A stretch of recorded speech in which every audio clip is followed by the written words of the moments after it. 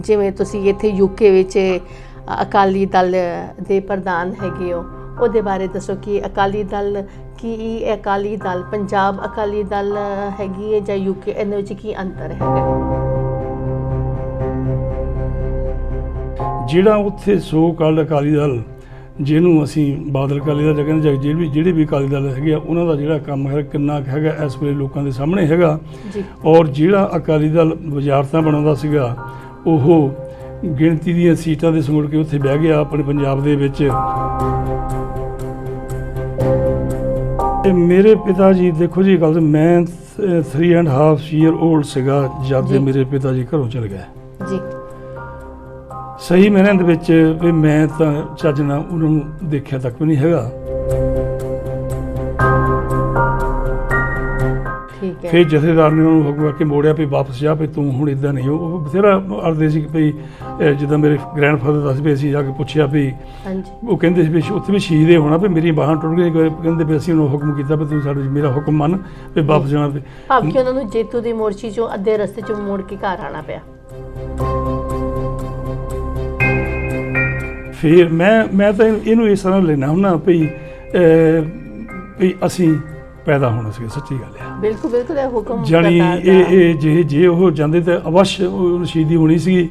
ਅੱਛਾ, ਦੂਸਰੀ ਇਹਦੇ ਤੇ ਇਹ ਗੱਲ ਕੋਈ ਦੂਜੀ ਰਾਏ ਨਹੀਂ, ਜਦੋਂ ਉਹ ਮੋਰਚੇ ਦੇ ਜੇ ਨਾ ਗਏ ਹੁੰਦੇ ਤਾਂ ਉਹ ਪੈਨਸ਼ਨ ਦੇ ਪੇਪਰ ਨਾ ਸੀ ਹੋਣਾ ਸੀ। ਉਹ ਬੜਾ ਤਗੜਾ ਸਬੂਤ ਹੈਗਾ। ਇਹਨਾਂ ਦੋਨਾਂ ਭਰਾਵਾਂ ਨੇ, ਮੇਰੇ ਤਾਂ ਆਏ ਨੇ ਕਈ ਵਾਰੀ ਆਪਸ ਵਿੱਚ ਕਹਿੰਦੇ, ਆਪਸ ਵਿੱਚ ਗੱਲਬਾਤ ਕਰਦੇ, ਹੁਣ ਖੇਵੜ ਪੈਣਾ ਨਾ ਕਹਿਣਾ, ਦੇਖੀ ਕਹਿਣਾ ਪਾਕਰ ਸਿੰਘ ਨੇ ਕਹਿਣਾ ਇਹ ਦੇਖੀ ਮੈਂ ਆਪਣਾ ਪੁੱਤ ਤੁਹਾਨੂੰ ਸ਼ੇਰ ਬਣਾ ਕੇ ਦਿਖਾ ਲੂੰਗਾ। ਅੱਛਾ, ਹੁਣ ਉਹ ਮੈਂ ਜਾਨੀ ਇਹ ਮੈਂ ਆਪਣੀ ਮਾਂ ਦੇ ਕੋਲੋਂ ਸੁਣਿਆ, ਆਪਣੇ ਤਾਈ ਕੋਲੋਂ ਵੀ ਸੁਣਿਆ ਸੀ। ਮੈਂ ਹੁਣ ਕਈ ਵਾਰ ਸੋਚਦਾ ਵੀ ਮਾਤਾ ਵੀ ਬਾਪੂ ਵੀ ਤੂੰ ਜੋ ਕਹਿੰਦਾ ਸੀਗਾ ਬਣੀ ਤਾਂ ਸ਼ੇਰ ਹੀ, ਪਰਵਾਹ ਨਹੀਂ ਕੀਤੀ ਹੈਗੀ। ਬੀਬੀ ਜੀ, ਮੈਨੂੰ ਬਹੁਤ ਪ੍ਰਾਊਡ ਹੈ ਆਪਣੇ ਚਾਚਿਆਂ ਤੋਂ, ਤਾਇਆਂ ਤੋਂ, ਬਹੁਤ ਪ੍ਰਾਊਡ ਆ। ਜਿਹੜੇ ਉਹ ਜਾਂ ਛੁੱਟੀ ਹੁੰਦੀ ਜਦੋਂ ਵੀ ਉਹ ਜਾਣਾ, ਉਹ ਨਹੀਂ ਕਹਿਣਾ ਵੀ ਅਸੀਂ ਇਹ ਨਹੀਂ ਸੁਣਨਾ ਚਾਹੁੰਦੇ ਵੀ ਇਹ ਮੁੰਡਾ ਕਦੇ ਮੇਰਾ ਬਾਪ ਹੈ ਨਹੀਂ ਤੇ ਮੇਰਾ ਕੋਈ ਲੋਕ ਆਫਰ ਨਹੀਂ ਕਰਦਾ ਹੈਗਾ। ਮੈਂ 63 ਦੇ 63 ਚ ਆਇਆ, ਲੇਕਿਨ 55 ਤੋਂ ਨਾ 54 ਤੋਂ ਲੋਕ ਏਜੰਟ ਬਲੈਕ ਭੇਜਦੇ ਹੁੰਦੇ ਸੀਗੇ। ਫਿਰ 4000, ਫਿਰ 5000, ਫਿਰ 7-8 10,000 ਵੀ ਹੋ ਗਿਆ ਬਲੈਕ ਚ ਆਉਣ ਦਾ ਹੀ। ਹਾਂਜੀ, ਇਹ ਸੁਣਨਾ ਵੀ ਮੈਂ ਬਾਹਰ ਕਿੱਦਾਂ ਚੱਲ ਜਾਊਂਗਾ, ਮੈਨੂੰ ਤਾਂ ਇੰਨਾ ਪੈਸਾ ਮੇਰੀ ਮਾਂ ਕਿੱਥੋਂ ਕਰ ਦੂ, ਜਾਂ ਇੰਨੇ ਮੈਂ ਕਿਹਨੂੰ ਕਹੂੰਗਾ ਮੇਰੇ ਇੰਨੇ ਪੈਸੇ। ਬਟ ਵੀ ਇੱਕ ਤਹਿਸੀਲ ਦੇ ਵਿੱਚ ਉਹ ਜਦ ਵੀ ਪੇਪਰ ਤਸਦੀਕ ਕਰਾਉਣ ਜਾਂਦੇ ਹੁੰਦੇ ਸੀ, ਉਹ ਤਹਿਸੀਲਦਾਰ ਕਹਿੰਦਾ ਬਾਬਾ ਵੀ ਸਾਰੇ ਤੋਂ ਤੋਰੀ ਜਾਂਦਾ ਬਾਹਰ ਨੂੰ, ਵੀ ਆਪਣੀ ਸੇਵਾ ਕਰਨ ਵੀ ਕੋਈ ਰੱਖ ਲਾ। ਹੁਣ ਮੇਰੇ ਪਿੰਡ ਦਾ ਨਾਂ ਲੱਗਿਆ ਨਗਰੀਆ, ਕਹਿੰਦਾ ਉਰੇ ਆ, ਕਹਿੰਦਾ ਬਲੈਤ ਨੂੰ ਜਾਣਾ। ਫਿਰ ਮੈਂ ਕਿਹਾ ਮੁਨੀ ਰਾਜੀ ਤੂੰ ਯਾਦ ਖੜਾ ਕੀਤਾ ਹੈ, ਕਹਿੰਦਾ 4 ਆਨੇ ਕੱਢ, ਚਵਾਨੀ 4 ਆਨੇ ਇਹ ਚਵਾਨੀ ਕੱਢ, ਬਲੈਤ ਜਾਣਾ ਸੀ 4 ਆਨੇ ਚਵਾਨੀ ਕੱਢ। ਮੈਂ ਕਿਹਾ ਜੀ ਚਵਾਨੀ ਨਾਲ ਮੈਂ ਬਲੈਤ ਪਹੁੰਚ ਜਾਣਾ, ਤੂੰ ਕੱਢ ਕਹਿਣਾ। ਇੱਕਦਮ ਸ਼ਾਊਟ ਕਰ ਕਹਿੰਦੇ ਤੇ ਤੈਂ ਸੁਣਿਆ ਨਹੀਂ ਮੈਂ ਤੈਨੂੰ ਕੀ ਕਿਹਾ, ਜੇ ਮਨਾਉਣਾ ਤਾਂ ਸਵੇਰ ਨੂੰ ਉੱਠ ਕੇ ਸਿਰ ਪਹਿਲਾਂ ਸਿਰ ਬਣਾਈ, ਫਿਰ ਬ੍ਰੇਕਫਾਸਟ ਕਰੀ ਆ ਕੇ। ਹਾਂ ਨਹੀਂ ਮੈਂ ਸੁਣਨਾ, ਮੈਂ ਸੋਚਿਆ ਨਹੀਂ ਹੈਗਾ, ਜੇ 2-4 ਫਿਰ ਕੇ ਫਿਰ ਨਹੀਂ ਮਨਾ ਸਕਦਾ। ਮੈਂ ਕਿਹਾ ਜੀ ਮੈਂ ਨਹੀਂ ਮਨਾਉਣਾ।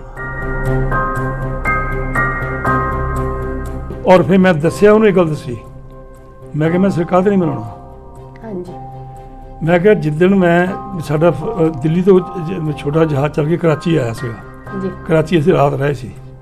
ਸਵੇਰ ਨੂੰ ਸਾਨੂੰ ਜਦ ਆਪਣੀ ਕਾਲ ਦਿੱਤੀ ਗਈ, ਸਾਨੂੰ ਏਅਰਪੋਰਟ 'ਤੇ ਲੈ ਕੇ ਜਾਣਾ ਸੀ ਨਾ, ਹੋਟਲ 'ਚ ਜਦ ਡੋਰ ਕੀਤੀ ਆ ਕੇ ਉਸ ਬੰਦੇ ਨੇ, ਤੇ ਉਹ ਜਦ ਡੋਰ ਕਰਕੇ ਜਦ ਮੈਂ ਬਾਹਰ ਨਿਕਲਿਆ ਤਾਂ ਮੇਰੇ ਠਾਠੀ ਹੈ 3 ਕਬਾਲ ਮੇਰੇ ਤਾਂ ਮੈਂ ਠਾਠੀ ਬਣੀ, ਤਾਂ ਮੈਂ ਪੱਗ ਬੰਨੀ।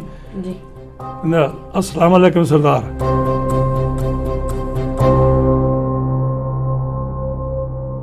ਵਾਹਿਗੁਰੂ ਜੀ ਕਾ ਖਾਲਸਾ, ਵਾਹਿਗੁਰੂ ਜੀ ਕੀ ਫਤਿਹ। ਤੁਸੀਂ ਦੇਖ ਰਹੇ ਹੋ ਪੰਜਾਬੀ ਵਿਰਾਸਤ ਤੇ ਚੈਨਲ USA। ਮੈਂ ਹਾਂ ਚਰਨਜੀਤ ਕੌਰ UK ਤੋਂ। ਆਪ ਸਭ ਦਾ ਨਿੱਘਾ ਸਵਾਗਤ ਕੀਤਾ ਜਾਂਦਾ ਇਸ ਮੰਚ ਦੇ ਉੱਪਰ। ਜਿਵੇਂ ਤੁਸੀਂ ਜਾਣਦੇ ਹੋ, ਅਸੀਂ ਹਮੇਸ਼ਾ ਹੀ ਇੱਕ ਨਵੇਂ ਮਹਿਮਾਨ ਨੂੰ ਆਪ ਜੀ ਦੇ ਰੂਬਰੂ ਕਰਦੇ, ਇੱਕ ਨਵੀਂ ਹਸਤੀ ਦੇ ਨਵੇਂ ਗੁਣ, ਨਵੀਆਂ ਗੱਲਾਂ ਜੋ ਉਹਨਾਂ ਦੇ ਆਪਣੇ ਹੱਡ ਬੀਤੀਆਂ ਹੁੰਦੀਆਂ ਨੇ। ਸੋ ਅੱਜ ਦੇ ਪੰਜਾਬੀ ਵਿਰਾਸਤ ਦੇ ਇਸ ਖਾਸ ਪ੍ਰੋਗਰਾਮ ਦੇ ਵਿੱਚ ਅਸੀਂ ਤੁਹਾਨੂੰ ਰੂਬਰੂ ਕਰਾਵਾਂਗੇ ਸਾਡੇ ਸਤਿਕਾਰਯੋਗ ਸਰਦਾਰ ਗੁਰਦੇਵ ਸਿੰਘ ਜੀ ਚੌਹਾਨ, ਜੋ ਬਰਮਿੰਘਮ ਇੰਗਲੈਂਡ ਦੀ ਧਰਤੀ ਦੇ ਵਿੱਚ ਇੱਥੇ ਰਹਿੰਦੇ ਹਨ, ਇੰਗਲੈਂਡ ਦੇ ਵਿੱਚ ਰਹਿੰਦੇ ਹਨ, ਕਾਫੀ ਸਮੇਂ ਤੋਂ ਇੰਗਲੈਂਡ ਵਿੱਚ ਹਨ। ਤਕਰੀਬਨ ਲਗਭਗ 60 ਸਾਲ ਦੇ ਆਸ-ਪਾਸ ਹੋ ਚੁੱਕੇ ਹਨ ਕਿ ਇੰਗਲੈਂਡ ਦੀ ਧਰਤੀ 'ਤੇ ਰਹਿ ਰਹੇ ਨੇ, ਤੇ ਜੋ ਇਹਨਾਂ ਨੇ ਇੰਗਲੈਂਡ ਦੇ ਵਿੱਚ ਆਪਣੇ ਮੋਢਿਆਂ ਦੇ ਬਲਬੂਤੇ 'ਤੇ ਜਿੰਨੀਆਂ ਤਰੱਕੀਆਂ ਅਤੇ ਸਫਲਤਾਵਾਂ ਹਾਸਲ ਕੀਤੀਆਂ ਹਨ, ਅਸੀਂ ਇਹਨਾਂ ਦੀ ਮੂੰਹ ਜ਼ੁਬਾਨੀ ਸੁਣਾਂਗੇ। ਨਾਲ ਦੀ ਨਾਲ ਤੁਹਾਨੂੰ ਦੱਸਦੀ ਜਾਵਾਂ ਕਿ ਇਹ UK ਅਕਾਲੀ ਦਲ ਦੇ ਪ੍ਰਧਾਨ ਵੀ ਹਨ। ਇੱਥੇ ਇਹਨਾਂ ਨੇ ਕਾਫੀ ਸੇਵਾਵਾਂ ਨਿਭਾਈਆਂ ਨੇ। UK ਅਕਾਲੀ ਦਲ ਇਹ ਕੁਛ ਵੱਖਰੀ ਅਕਾਲੀ ਦਲ ਹੈਗੀ ਹੈ ਜੋ ਜਿਵੇਂ ਪੰਜਾਬ ਵਿੱਚ ਹੈਗੀ। ਆਪਾਂ ਇਹਨਾਂ ਦੇ ਨਾਲ ਉਸ ਬਾਰੇ ਵੀ ਆਪਾਂ ਗੱਲ ਕਰਾਂਗੇ, ਅਤੇ ਜਿਹੜੀਆਂ ਪਿਛੋਕੜ ਵਿੱਚ ਇਹਨਾਂ ਨੇ ਜਿਹੜੀਆਂ ਸਮੱਸਿਆਵਾਂ, ਜਿਹੜੇ ਹਾਲਾਤਾਂ ਦਾ ਸਾਹਮਣਾ ਕਰਕੇ ਅੱਜ ਉਹ ਇਸ ਮੁਕਾਮ 'ਤੇ ਪਹੁੰਚੇ ਹਨ, ਆਪਾਂ ਇਹਨਾਂ ਦੇ ਨਾਲ ਉਸ ਬਾਰੇ ਵੀ ਗੱਲ ਕਰਾਂਗੇ। ਸਭ ਤੋਂ ਪਹਿਲੇ ਆਓ ਜੀ ਆਪਾਂ ਸਰਦਾਰ ਗੁਰਦੇਵ ਸਿੰਘ ਜੀ ਚੌਹਾਨ ਜੀ ਦਾ ਨਿੱਘਾ ਸਵਾਗਤ ਕਰੀਏ, ਇਹਨਾਂ ਨੂੰ ਜੀ ਆਇਆਂ ਆਖੀਏ ਆਪਣੇ ਇਸ ਮੰਚ 'ਤੇ ਫਿਰ ਆਪਾਂ ਗੱਲਬਾਤ ਕਰਾਂਗੇ ਜੀ। ਵਾਹਿਗੁਰੂ ਜੀ ਕਾ ਖਾਲਸਾ, ਵਾਹਿਗੁਰੂ ਜੀ ਕੀ ਫਤਿਹ। ਬੀਬੀ ਫਤਿਹ ਜੀ, ਫਤਿਹ। ਤੁਹਾਡਾ ਨਿੱਘਾ ਸਵਾਗਤ ਕੀਤਾ ਜਾਂਦਾ ਇਸ ਪੰਜਾਬੀ ਵਿਰਾਸਤ ਦੇ ਮੰਚ ਦੇ ਉੱਪਰ। ਤੁਹਾਡਾ ਬਹੁਤ ਬਹੁਤ ਜੀ ਆਇਆਂ ਜੀ। ਧੰਨਵਾਦ ਤੁਸੀਂ ਆਪਣਾ ਜੀ, ਬਹੁਤ ਧੰਨਵਾਦ, ਥੈਂਕ ਯੂ ਜੀ।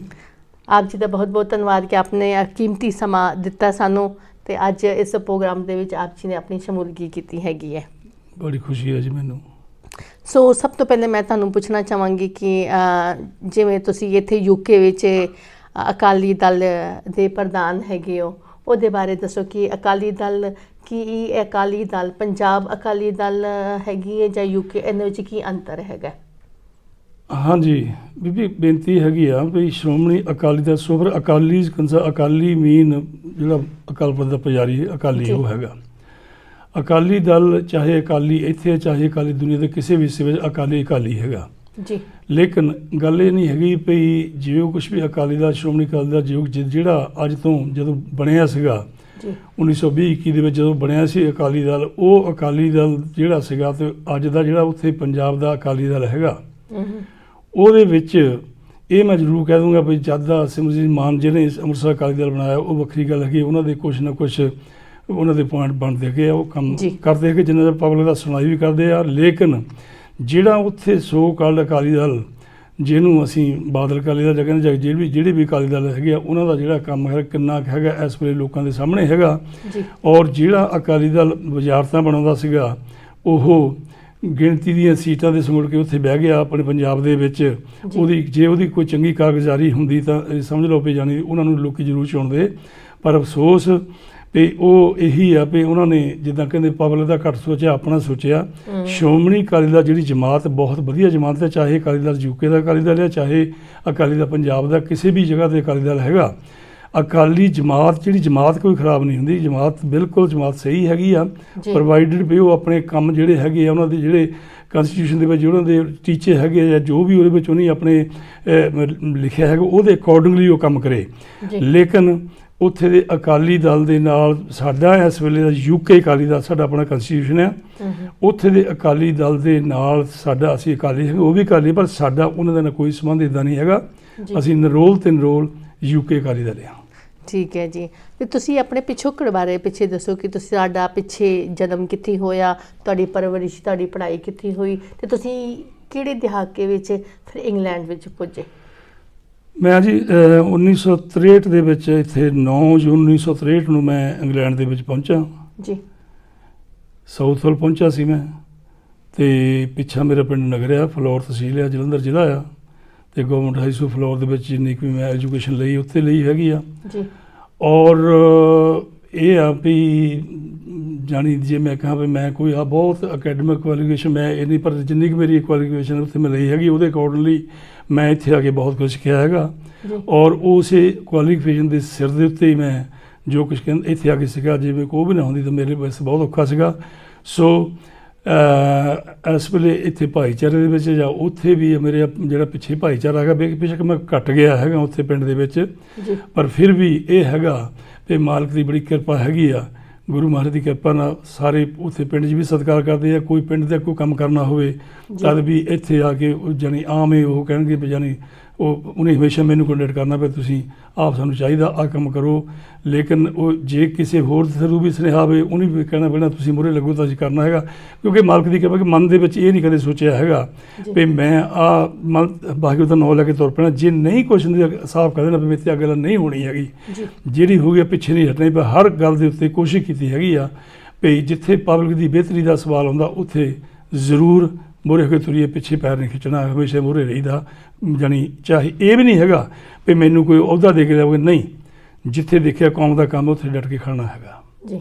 ਹਾਂਜੀ, ਸੋ ਆਹ ਹੈਗਾ ਮੈਂ ਤੁਹਾਨੂੰ ਫਲੋਰ ਤਹਿਸੀਲ ਮੈਂ ਜਿਹੜਾ ਪਿੰਡ ਆਪਣਾ ਦੱਸਦਾ ਤੁਹਾਨੂੰ, ਅਤੇ ਉੱਥੇ ਮੇਰੀ ਪਰਵਰਿਸ਼ ਹੋਈ ਹੈਗੀ ਆ ਕਿ ਜਿਸ ਵੇਲੇ ਆਏ ਆ ਉਸ ਵੇਲੇ ਇੱਕ ਯੰਗ ਹੀ ਸੀਗੇ, ਇਸ ਵੇਲੇ ਸਮਝ ਲਓ ਹੁਣ ਤਾਂ 80 ਦੇ ਨੇੜੇ ਪਹੁੰਚੇ ਹੋਏ ਹੈਗੇ ਆ। ਅਤੇ ਸੋ ਮਤਲਬ ਇੱਥੇ ਆ ਕੇ ਸਮਝ ਲਓ ਵੀ ਸੋਹਣੀ ਸੰਗਤ ਹਰ ਪਾਸੇ ਮਿਲੀ ਹੈਗੀ ਆ, ਅਤੇ ਉਹ ਤੋਂ ਵੀ ਕੋਈ ਨਾ ਕੋਈ ਲੜਨ ਦੀ ਕੋਸ਼ਿਸ਼ ਕੀਤੀ ਹੈਗੀ ਆ। ਜਦੋਂ ਤੁਸੀਂ ਇੱਥੇ ਪਹੁੰਚੇ ਸੀ, ਮਤਲਬ ਕਿ ਉਸ ਸਮੇਂ ਇੰਡੀਆ ਦੇ ਹਾਲਾਤ ਕਿਹੋ ਜਿਹੇ ਸਨ? ਆਪਣੇ ਫਾਦਰ ਸਾਹਿਬ ਤੁਹਾਡੇ ਪਿਤਾ ਜੀ ਸਰਦਾਰ ਪਾਖੜ ਸਿੰਘ ਜੀ ਜੇਤੂ ਦੇ ਜੰਗ ਦੇ ਵਿੱਚ ਮੇਰੇ ਪਿਤਾ ਜੀ, ਦੇਖੋ ਜੀ ਗੱਲ, ਮੈਂ 3.5 year old ਸੀਗਾ ਜਦ ਮੇਰੇ ਪਿਤਾ ਜੀ ਘਰੋਂ ਚਲੇ ਗਏ ਜੀ। ਸਹੀ ਮੈਨੇ ਦੇ ਵਿੱਚ ਵੀ ਮੈਂ ਤਾਂ ਚੱਜ ਨਾਲ ਉਹਨਾਂ ਨੂੰ ਦੇਖਿਆ ਤੱਕ ਵੀ ਨਹੀਂ ਹੈਗਾ ਜੀ, ਕਿਉਂਕਿ ਉਹਨਾਂ ਵੇਲਿਆਂ ਦੇ ਵਿੱਚ ਜਾਣੀ ਜਿਸ ਵੇਲੇ ਸਾਡੇ ਪਿੰਡ ਤੋਂ 2-3 ਬੰਦੇ ਹੋਰ ਗਏ ਸੀਗੇ, ਲੇਕਿਨ ਉਹ ਇਕੱਠੇ ਗਏ ਸੀਗੇ ਕਿਉਂਕਿ ਗਏ ਇਸੇ ਗੱਲ ਸੀ ਵੀ ਰੁਜ਼ਗਾਰ ਦੀ ਭਾਲ ਨੂੰ ਕਿਤੇ ਕੋਈ ਚੰਗਾ ਕੰਮ ਲੱਭੇ ਜੀ। ਅਤੇ ਉਹਨਾਂ ਵੇਲਿਆਂ ਵਿੱਚ ਜਿਸ ਵੇਲੇ ਜਾਣੀ ਮੈਨੂੰ ਸਾਡੇ ਇੱਕ ਹੋਰ ਬਜ਼ੁਰਗ ਉਹ ਆਏ ਸੀਗੇ, ਤਾਂ ਉਹਨਾਂ ਨੇ ਉਹ ਵੀ ਕਾਫੀ, ਉਹਦਾ ਪਤਾ ਨਹੀਂ ਲੱਗਦਾ ਵੀ ਕਿੱਥੇ ਚਲ ਗਏ, ਲੇਕਿਨ ਉਹ ਵਾਪਸ ਆਏ ਸੀ। ਉਸ ਵੇਲੇ ਮੈਂ ਹਾਈ ਸਕੂਲ ਗਵਰਨਮੈਂਟ ਦੇ ਫਲੋਰ ਪੜ੍ਹਦਾ ਸੀਗਾ, ਉਹਨਾਂ ਵੇਲੇ 'ਚ ਉਹ ਆਏ ਸੀ, ਤਾਂ ਉਹਨਾਂ ਤੋਂ ਪਤਾ ਲੱਗਾ ਸੀ ਵੀ ਅਸੀਂ ਇਕੱਠੇ ਗਏ ਵੀ ਮੈਂ ਇੱਦਾਂ ਬਾਹਰ ਸਿੰਗਾਪੁਰ ਵੱਲ ਨਿਕਲ ਗਿਆ ਸੀਗਾ, ਅਤੇ ਉਹ ਪਿੱਛੇ ਰਹਿ ਗਏ ਸੀਗੇ। ਉਹਨਾਂ ਨੇ ਜਾਣੀ ਜੋ ਕੁਛ ਵੀ ਸੀਗਾ ਵੀ ਫਿਰ ਮੈਨੂੰ ਅਸੀਂ ਜੇ ਉੱਥੇ ਵਿਛੜੇ ਸਾਨੂੰ ਕੋਈ ਨਹੀਂ ਪਤਾ ਵੀ ਕਿਤੇ, ਕਿਉਂਕਿ ਕਲਕੱਤੇ ਵਾਲੇ ਸੀ ਗਏ ਸੀ, ਕਲਕੱਤੇ ਵੱਲੋਂ ਉੱਥੇ ਉਸ ਵੇਲੇ ਜਿਸ ਵੇਲੇ ਸੈਕੰਡ ਵਰਲਡ ਵਾਰ ਲੱਗੀ ਆ, ਉਸ ਵੇਲੇ ਲੜਾਈ ਜਿਹੜੀ ਸੀ ਉਹਦੇ ਵਿੱਚ ਬੰਬਾਰਮੈਂਟ ਵੀ ਹੁੰਦੀ ਸੀ, ਕਈ ਕੁਛ ਹੁੰਦਾ ਸੀਗਾ ਵੀ ਕਈਆਂ ਦੀ ਡੈਥ ਹੋ ਜਾਂਦੀ, ਕਈ ਕੁਛ ਹੋਇਆ, ਪਰ ਕਹਿੰਦੇ ਵੀ ਅਸੀਂ ਜਾਣੀ ਉੱਥੋਂ ਜਾਣੀ ਫਿਰ ਵਿਛੜ ਗਏ ਸੀਗੇ, ਅਤੇ ਉਸ ਤੋਂ ਬਾਅਦ ਕਹਿੰਦੇ ਨਹੀਂ ਪਤਾ ਲੱਗਾ ਵੀ ਉਹ ਕਿੱਥੇ ਗਏ ਜਾਂ ਕਿੱਦਾਂ ਹੈਗੇ ਆ। ਜਾਣੀ 3 ਜਣੇ ਗਏ ਸੀ, ਉਹਨਾਂ 'ਚੋਂ ਇੱਕ ਬੰਦਾ ਪਹਿਲਾਂ ਸਾਡੇ ਵਾਪਸ ਆ ਗਏ ਸੀ, ਉਹਨੂੰ ਵੀ ਕਿਹਾ ਵੀ ਅਸੀਂ ਇੱਦਾਂ ਵਿਛੜੇ ਸੀਗੇ, ਅਤੇ ਮੁੜ ਕੇ ਵੀ ਅਸੀਂ ਇਕੱਠੇ ਨਹੀਂ ਹੋਏ। ਔਰ ਉਦੋਂ ਬਾਅਦ ਜੇ ਦੂਸਰਾ ਜਿਹੜਾ ਸ਼ਖਸ ਹੈ ਉਹਨੇ ਦੱਸਿਆ ਵੀ ਮੈਂ ਗਾਹਾਂ ਸਿੰਗਾਪੁਰ ਚਲ ਗਿਆ ਸੀਗਾ। ਅਤੇ ਦੂਸਰੀ ਗੱਲ ਇਹ ਆ, ਜਿਹੜੀ ਗੱਲ ਇਹ ਜੈਤੋ ਦੇ ਮੋਰਚੇ ਨਾਲ ਸੰਬੰਧ ਹੁੰਦੀ ਹੈ, ਉਹ ਇਹ ਹੈਗੀ ਆ ਵੀ 1955 ਦੇ ਵਿੱਚ ਮੇਰੀ ਮਦਰ ਨੂੰ ਪੈਨਸ਼ਨ ਦੇ ਪੇਪਰ ਆਏ ਸੀਗੇ, ਠੀਕ ਹੈ ਜੀ, SGPC ਵੱਲੋਂ, ਅਤੇ ਉਹਦੇ ਵਿੱਚ ਉਸ ਵੇਲੇ ਸੀਗਾ ਤਾਂ ਮੇਰੇ ਗ੍ਰੈਂਡਫਾਦਰ ਨੇ ਕਿਹਾ ਵੀ ਪੇਪਰਾਂ 'ਤੇ ਸਾਈਨ ਕਰਦੇ ਨੇ ਵੀ ਪਾਖਰ ਨੂੰ ਤੇਰੇ ਪਿਤਾ ਜੀ ਗਏ ਸੀਗੇ ਜੈਤੋ ਦੇ ਮੋਰਚੇ ਦੇ ਵਿੱਚ, ਵੀ ਉਹਨਾਂ ਦੇ ਬੇਸ਼ੱਕ ਵੀ ਉਸ ਵੇਲੇ ਉਹਨਾਂ ਨੂੰ ਕਿਉਂਕਿ ਉਹਨੇ ਵੀ ਸਾਰੀ ਸਟੋਰੀ ਦੱਸੀ ਸੀ ਮੈਨੂੰ ਕੀ ਹੋਇਆ ਸੀਗਾ, ਬੇਸ਼ੱਕ ਕਹਿੰਦੇ ਉਹਦੇ ਵਿੱਚ ਉਹ ਜਿੰਨਾ ਕੁ ਵੀ ਹਿੱਸਾ ਪਾ ਸਕੇ ਉਹਨਾਂ ਹਿੱਸਾ ਪਿਆ, ਲੇਕਿਨ ਉਹਨਾਂ ਦਾ ਨਾਂ ਉਸ ਲਿਸਟ ਦੇ ਵਿੱਚ ਸੀਗਾ। ਉਹ ਫਿਰ ਉਹਨੇ ਜਿਸ ਵੇਲੇ ਸਾਰਾ ਇਨਕੁਆਇਰੀ ਆ ਕੇ ਕੀਤੀ ਸੀ ਤਾਂ ਉਹ ਫਿਰ ਜਥੇਦਾਰ ਨੇ ਦੱਸਿਆ ਵੀ ਟ੍ਰੇਨ ਦੇ ਵਿੱਚ ਜਾ ਰਹੇ ਸੀਗੇ, ਥੱਲੇ ਪਏ ਸੀ ਇੱਦਾਂ ਲੰਮੇ, ਅਤੇ ਉੱਤੋਂ 2 ਯੰਗ ਹੁੰਦੇ ਸੀ ਉਸ ਵੇਲੇ, ਮੈਂ ਜੇ ਉਸ ਵੇਲੇ ਸ਼ਹੀਦ ਹੋਣੇ ਤਾਂ ਅਸੀਂ ਕਿੱਥੋਂ ਜੰਮਣਾ ਸੀਗਾ, ਸਿੱਧੀ ਗੱਲ ਤਾਂ ਇਹ ਆ। ਅਤੇ ਉਹ ਰੱਬ ਨੇ ਕੋਈ ਇਹ ਵਿਧ ਬਣਾਈ ਤਾਂ ਉੱਤੋਂ ਕਦੇ ਹੈਵੀ ਟਰੰਕ ਡਿੱਗਿਆ ਤਾਂ ਉਹਨਾਂ ਦੀ ਬਾਹਾਂ ਦੋਨੋਂ ਟੁੱਟ ਗਈਆਂ ਸੀਆਂ। ਫਿਰ ਜਥੇਦਾਰ ਨੇ ਉਹਨੂੰ ਹੁਕਮ ਕਰਕੇ ਮੋੜਿਆ ਵੀ ਵਾਪਸ ਜਾ, ਵੀ ਤੂੰ ਹੁਣ ਇੱਦਾਂ ਨਹੀਂ। ਉਹ ਬਥੇਰਾ ਅੜਦੇ ਸੀ ਵੀ ਜਿੱਦਾਂ ਮੇਰੇ ਗ੍ਰੈਂਡਫਾਦਰ ਦੱਸ ਵੀ ਅਸੀਂ ਜਾ ਕੇ ਪੁੱਛਿਆ ਵੀ ਉਹ ਕਹਿੰਦੇ ਸੀ ਵੀ ਉੱਥੇ ਵੀ ਸ਼ਹੀਦ ਹੀ ਹੋਣਾ, ਵੀ ਮੇਰੀਆਂ ਬਾਹਾਂ ਟੁੱਟ ਗਈਆਂ, ਕਹਿੰਦੇ ਵੀ ਅਸੀਂ ਉਹਨੂੰ ਹੁਕਮ ਕੀਤਾ ਵੀ ਤੂੰ ਮੇਰਾ ਹੁਕਮ ਮੰਨ ਵੀ ਵਾਪਸ ਜਾਣਾ। ਭਾਵ ਕਿ ਉਹਨਾਂ ਨੂੰ ਜੇਤੂ ਦੀ ਮੋਰਚੀ 'ਚੋਂ ਅੱਧੇ ਰਸਤੇ 'ਚੋਂ ਮੋੜ ਕੇ ਘਰ ਆਉਣਾ ਪਿਆ। ਉਹ ਹਾਂ ਜੀ, ਉਹਨਾਂ ਨੂੰ ਵੀ ਉਹਨਾਂ ਨੇ ਜਾਣੀ ਜਿੱਦਾਂ ਹੁਣ ਜਿੱਥੇ ਜਦੋਂ ਸਾਡੇ ਅਗਲੇ ਸਟੇਸ਼ਨ ਤੋਂ ਉਹਨਾਂ ਦੇ ਨਾਲ ਕੋਈ ਹੋਰ ਬੰਦਾ ਭੇਜਿਆ, ਵਾਪਸ ਉਹਨਾਂ ਨੂੰ ਭੇਜ ਦਿੱਤਾ। ਹਾਂਜੀ, ਅਤੇ ਉਸ ਤੋਂ ਬਾਅਦ ਫਿਰ ਮੈਂ ਤਾਂ ਇਹਨੂੰ ਇਸ ਤਰ੍ਹਾਂ ਲੈਣਾ ਹੁੰਦਾ ਵੀ ਅਸੀਂ ਪੈਦਾ ਹੋਣਾ ਸੀਗਾ, ਸੱਚੀ ਗੱਲ ਆ। ਬਿਲਕੁਲ ਬਿਲਕੁਲ, ਹੁਕਮ ਜਾਣੀ ਇਹ ਜੇ ਉਹ ਜਾਂਦੇ ਤਾਂ ਅਵਸ਼ ਉਹਨੂੰ ਸ਼ਹੀਦੀ ਹੋਣੀ ਸੀਗੀ। ਅੱਛਾ, ਦੂਸਰੀ ਇਹਦੇ 'ਤੇ ਇਹ ਗੱਲ ਕੋਈ ਦੂਜੀ ਰਾਏ ਨਹੀਂ, ਜਦੋਂ ਉਹ ਮੋਰਚੇ ਦੇ ਜੇ ਨਾ ਗਏ ਹੁੰਦੇ ਤਾਂ ਉਹ ਪੈਨਸ਼ਨ ਦੇ ਪੇਪਰ ਨਾ ਸੀ ਹੋਣਾ ਸੀ। ਉਹ ਬੜਾ ਤਗੜਾ ਸਬੂਤ ਹੈਗਾ, ਅੱਜ ਵੀ ਉਹਦੀ ਮੈਂ ਅੱਗੇ ਵੀ ਇਨਕੁਆਇਰੀ ਕਰ ਚੁੱਕਾ ਹੈਗਾ। ਅਤੇ ਮੈਨੂੰ ਕਈ ਵਾਰ ਕਹਿੰਦੇ ਜੇ ਕਹੋ ਤਾਂ ਅਸੀਂ ਤੁਹਾਨੂੰ ਕਢਾ ਕੇ ਭੇਜ ਦੇਣੇ, ਮੈਂ ਕਿਹਾ ਮੈਂ ਕਿਹੜਾ ਵੀ ਸਰਟੀਫਿਕੇਟ ਕੋਲ ਰੱਖਣਾ ਹੈਗਾ, ਵੀ ਜਿਹੜੀ ਗੱਲ ਹੈਗੀ ਉਹਦੀ ਕੋਈ ਸਾਨੂੰ ਕੋਈ ਇਹ ਨਹੀਂ ਹੈ। ਪਰ ਜਾਣੀ ਭਾਵ ਉਹ ਇਸ ਟਾਈਪ ਦੇ ਸੀਗੇ ਵੀ ਉਹ ਜਿੱਥੇ ਖੜ ਜਾਂਦੇ, ਕਿਉਂਕਿ ਧਾਰਮਿਕ ਖਿਆਲਾਂ ਦੇ ਬਹੁਤ ਸੀਗੇ, ਅਤੇ ਉਹਨਾਂ ਨੂੰ ਜਾਣੀ ਜਿਸ ਤਰ੍ਹਾਂ ਮੇਰੀ ਮਦਰ ਦੱਸ ਦਿੰਦੀ ਵੀ ਬਹੁਤ ਹਰ ਵੇਲੇ ਪਾਠ ਪੂਜਾ ਕਰਨਾ, ਹਰ ਵੇਲੇ ਉਹਨੇ ਜਾਣੀ ਜਿੱਥੇ ਕੋਈ ਕਮਜ਼ੋਰ ਹੈ ਉਹਦੀ ਮਦਦ ਕਰਨੀ। ਅਤੇ ਸੋ ਇਸ ਕਰਕੇ ਇਹ ਆ ਵੀ ਜਾਣੀ ਜਦ ਦੇ ਉਹ ਘਰੋਂ ਗਏ ਮੁੜ ਕੇ ਉਹਨਾਂ ਦਾ ਵਾਪਸ ਹੋਣਾ ਨਹੀਂ ਹੋਇਆ। ਤੇ 3.5 ਸਾਲ ਦਾ ਮੈਸੇਜ ਆਦੇ ਉਹ ਘਰੋਂ ਚਲ ਗਿਆ ਤੇ ਮੁੜ ਕੇ ਫਿਰ ਉਹ ਵਾਪਸ ਨਹੀਂ ਆਏ। ਮਤਲਬ ਕਿ ਭਾਵ ਕਿ ਤੁਹਾਨੂੰ ਪਤਾ ਵੀ ਨਹੀਂ ਕਿ ਉਹ ਸ਼ਹੀਦ ਹੋਏ ਨੇ ਜਾਂ ਕੁਛ ਨਹੀਂ ਪਤਾ ਜੀ, ਪਤਾ ਹੀ ਨਹੀਂ ਲੱਗਾ ਜੀ, ਪਤਾ ਨਹੀਂ ਕਿੱਥੇ ਗਏ ਕਿੱਥੇ ਨਹੀਂ। ਫਿਰ ਜਿਹੜੇ ਪਿਤਾ ਜੀ ਦੇ ਜਾਣ ਮਗਰੋਂ ਤੁਹਾਡੇ ਘਰ ਦੇ ਹਾਲਾਤ ਕਿਹੋ ਜਿਹੇ ਸਨ, ਤੁਸੀਂ ਕਿਵੇਂ ਦੀ ਜ਼ਿੰਦਗੀ ਬਤੀਤ ਕੀਤੀ, ਉਹਦੇ ਬਾਰੇ ਦੱਸੋ। ਪਹਿਲੀ ਗੱਲ ਤਾਂ ਇਹ ਆ ਬੀਬੀ ਜੀ, ਬੇਨਤੀ ਹੈਗੀ ਆ ਵੀ ਘਰ ਦੇ ਹਾਲਾਤ ਇਉਂ ਸੀਗਾ ਵੀ ਕਈ ਗੱਲਾਂ ਹੈਗੀਆਂ ਜਿਹੜੀਆਂ ਮੈਂ ਇਦਾਂ ਨਹੀਂ ਕਹਿ ਸਕਦਾ ਜੀ, ਪਰ ਮੇਰੇ ਗ੍ਰੈਂਡਫਾਦਰ ਆਸਟ੍ਰੇਲੀਆ ਵਿੱਚ ਸੀਗੇ ਜੀ, ਉਸ ਕਰਕੇ ਪਿੰਡ ਦੇ ਵਿੱਚ ਉਹਨਾਂ ਦਾ ਨਾਮ ਬੜਾ ਸੋਹਣਾ ਸੀਗਾ ਜੀ। ਮੈਂ ਕਈ ਵਾਰ ਕਹਿੰਦਾ ਹੁੰਦਾ ਵੀ ਬੇਸ਼ੱਕ ਸਾਨੂੰ ਉਹ ਲਗਜ਼ਰੀਅਸ ਲਾਈਫ ਤਾਂ ਨਹੀਂ ਮਿਲੀ ਜੀ, ਪਰ ਇਹ ਜ਼ਰੂਰ ਸੀ ਵੀ ਉਹਨਾਂ ਦਾ ਨਾਂ ਕਰਕੇ ਵੀ ਉਹਨਾਂ ਦੇ ਪੋਤੇ ਆ ਉਹਦੇ ਨਾਂ ਜਾਣੀ ਥੋੜ੍ਹਾ ਇਹ ਸੀਗਾ ਪਹਿਲਾਂ ਵੀ ਪਿੰਡ ਦੇ ਵਿੱਚ ਆਪਣੇ ਹਾਣੀਆਂ ਪ੍ਰਮਾਣੀਆਂ ਵਿੱਚ ਆਪ ਤੇ ਜਾਣੀ ਹਰ ਬੰਦਿਆਂ ਵਿੱਚ ਆਪ ਦੇ ਸਾਰੇ ਇੱਜ਼ਤ ਕਰਦੇ ਸੀਗੇ। ਦੂਸਰੀ ਇਹ ਵੀ ਸੀ ਸਾਡਾ ਜਿਹੜਾ ਬਜ਼ੁਰਗ ਦਾ ਗ੍ਰੈਂਡਫਾਦਰ ਦਾ ਵੀ ਪਿਛੋਕੜ ਸੀਗਾ, ਉਹ ਇਹ ਸੀਗਾ ਵੀ ਜਿੰਨਾ ਚਿਰ ਉਹ ਜੀਂਦੇ ਰਹੇ ਉਹਨੇ ਹਰ ਸਾਲ ਉਹ ਅਖੰਡ ਪਾਠ ਜਾਂ ਸਹਿਜ ਪਾਠ ਕਰਾ ਕੇ ਸੜਕ ਦੇ ਉੱਤੇ ਲੰਗਰ ਚਲਾਉਂਦੇ ਹੁੰਦੇ ਸੀ, 5-7 ਮਣ ਲਾਉਂਦੇ ਹੁੰਦੇ ਸੀ ਤਾਂ ਕਿ ਅਰਦਾਸ ਕਰਾਉਣੀ ਸਾਰੇ ਪਰਿਵਾਰ ਦੀ। ਕਿਉਂਕਿ ਜੇ ਤਾਂ ਮੇਰੇ ਛੋਟੇ ਚਾਚਾ ਜੀ ਜਿਹੜੇ ਸੀ ਉਹ ਆਰਮੀ ਦੇ ਵਿੱਚ ਸੀ, ਜਦੋਂ ਛੁੱਟੀ ਆਏ ਹੋਗਾ ਫਿਰ ਉਹਨੇ ਅਖੰਡ ਪਾਠ ਸਾਹਿਬ ਕਰਾਉਣਾ ਤੇ ਜੇ ਉਹ ਛੁੱਟੀ ਨਹੀਂ ਆਏ, ਉਹਨੂੰ ਛੁੱਟੀ ਨਹੀਂ ਮਿਲੀ ਹੋਈ ਹੈਗੀ ਤਾਂ ਉਸੇ ਸਮੇਂ ਤੇ ਸਹਿਜ ਪਾਠ ਕਰਾ ਕੇ ਅਖੰਡ ਪਾਠ ਸਹਿਜ ਪਾਠ ਕਰਾਉਣਾ ਤੇ ਵੀ ਅਸੀਂ ਲੰਗਰ ਚਲਾਉਣਾ। ਤੇ ਇਹ ਉਹਨਾਂ ਦੀ ਬੜੀ ਖੂਬੀ ਸੀ ਔਰ ਇਸ ਚੀਜ਼ ਦਾ ਸਾਨੂੰ ਆਮ ਜਿਹੜੇ ਲਾਗੇ ਛੋਟੇ ਪਿੰਡ ਸੀ ਉਹਨੇ ਕਹਿਣਾ ਬਈ ਬਾਬੇ ਦਾ ਹੁਣ ਇੱਥੇ ਲੰਗਰ ਚਲਾਉਣਾ, ਹਰ ਇੱਕ ਬੰਦੇ ਨੂੰ ਉੱਥੇ ਖੁੱਲ੍ਹਾ ਸੱਦਾ ਹੁੰਦਾ, ਸੜਕ ਦੇ ਉੱਤੇ ਲੰਗਰ ਚੱਲਦਾ ਹੁੰਦਾ ਸੀ। ਤੇ ਉਹ ਜਾਣੀ ਜ਼ਿੰਦਗੀ ਆਪਣੀ ਉਹ ਇਸ ਤਰ੍ਹਾਂ ਕਰ ਗਏ, ਉਹਦੇ ਨਾਲ ਬੜਾ ਮਾਣ ਸੀਗਾ ਵੀ ਉਸ ਫੈਮਿਲੀ ਨੂੰ ਬਿਲੋਂਗ ਕਰਦੇ ਹੈਗੇ ਆ ਔਰ ਉਹਨਾਂ ਦੇ ਨਾਂ ਦੇ ਉੱਤੇ ਤੇ ਹਰ ਗੱਲ ਫਿਰ ਕਿਉਂ ਬਾਕੀ ਸਾਰੇ ਬਾਹਰ ਗਏ ਹੋਏ ਸੀਗੇ ਤੇ ਜਦੋਂ ਮੈਂ ਸੁਰਤ ਸੰਭਲੀ ਤੇ ਮੈਂ ਹੀ ਉੱਥੇ ਘਰ ਸੀ, ਹਰ ਗੱਲ ਦਾ ਕੋਈ ਆਉਣਾ ਪ੍ਰਾਹੁਣਾ ਆਉਣਾ ਹਰ ਗੱਲ ਨੂੰ ਮੈਂ ਹੀ ਜਾਣੀ ਸੰਭਾਲਦਾ ਹੁੰਦਾ ਸੀਗਾ। ਘਰ ਦੇ ਵੱਡੇ ਹੋਣ ਪੁੱਤਰ ਦੇ ਨਾਤੇ ਕਿਉਂਕਿ ਉਹਨਾਂ ਨੇ ਗ੍ਰੈਂਡਫਾਦਰ ਨੇ ਮੈਨੂੰ ਨਹੀਂ ਸੱਦਣਾ ਵੀ ਜਦ ਵੀ ਹੋਣਾ ਸਾਡੇ ਇੱਕ ਦੋ ਬੰਦੇ ਕੰਮ ਕਰ ਦਿੰਦੇ ਸੀ ਘਰ ਦੇ ਵਿੱਚ, ਉੱਥੇ ਜਿਹੜੇ ਸਾਡੇ ਖੇਤੀ ਦਾ ਪਸ਼ੂ ਮਾਲ ਦਾ ਕੰਮ ਕਰਦੇ ਹੁੰਦੇ ਸੀ, ਉਹਨਾਂ ਨੇ ਫਿਰ ਸੱਦਣਾ ਕਹਿਣਾ ਬਈ ਛੇਤੀ ਆਓ ਵੀਰਾ ਜੀ ਤੁਹਾਨੂੰ ਸੱਦੇ ਬਾਬਾ ਜੀ ਸੱਦੇ ਆ।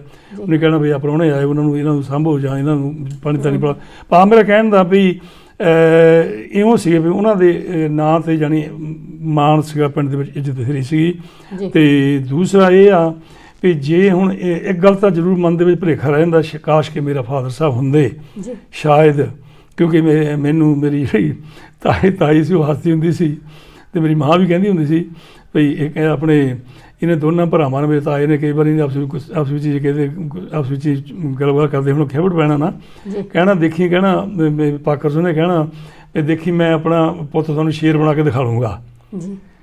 ਅੱਛਾ ਹੁਣ ਉਹ ਮੈਂ ਜਾਣੀ ਇਹ ਮੈਂ ਆਪਣੀ ਮਾਂ ਦੇ ਕੋਲੋਂ ਸੁਣਿਆ, ਆਪਣੇ ਤਾਈ ਕੋਲ ਵੀ ਸੁਣਿਆ ਸੀ। ਮੈਂ ਹੁਣ ਕਈ ਵਾਰ ਸੋਚਦਾ ਵੀ ਮਾਤਾ ਵੀ ਬਾਪੂ ਵੀ ਤੂੰ ਜੋ ਕਹਿੰਦਾ ਸੀਗਾ ਬਣੀ ਤਾਂ ਸ਼ੇਰ ਹੀ ਪਰਵਾਹ ਨਹੀਂ ਕੀਤੀ ਹੈਗੀ ਭਈ ਤੇਰੀ ਗੱਲ ਨੂੰ ਤੇਰੀ ਜੋ ਕੁਛ ਤੁਹਾਡੀ ਸੋਚ ਸੀ ਉਹ 'ਤੇ ਪਹਿਰਾ ਦਿੱਤਾ ਹੈਗਾ, ਜੋ ਮਾਂ ਨੇ ਸਿੱਖਿਆ ਦਿੱਤੀ ਉਹ 'ਤੇ ਪਹਿਰਾ ਦਿੱਤਾ ਹੈਗਾ, ਲੇਕਿਨ ਇੱਕੋ ਹੀ ਘਾਟ ਰਹਿ ਗਈ ਵੀ ਤੁਹਾਨੂੰ ਦੇਖਣ ਦਾ ਮੌਕਾ ਨਹੀਂ ਮਿਲਿਆ, ਸਾਨੂੰ ਵੀ ਤੁਹਾਡੇ ਨਾਲ ਬਹਿ ਕੇ ਇੰਜੋਏ ਕਰਨ ਦਾ ਮੌਕਾ ਨਹੀਂ ਮਿਲਿਆ। ਬਿਲਕੁਲ। ਸੋ ਇਹ ਬਰੀਫ ਜੀ ਮੇਰੀ ਹੈਗੀ ਆ।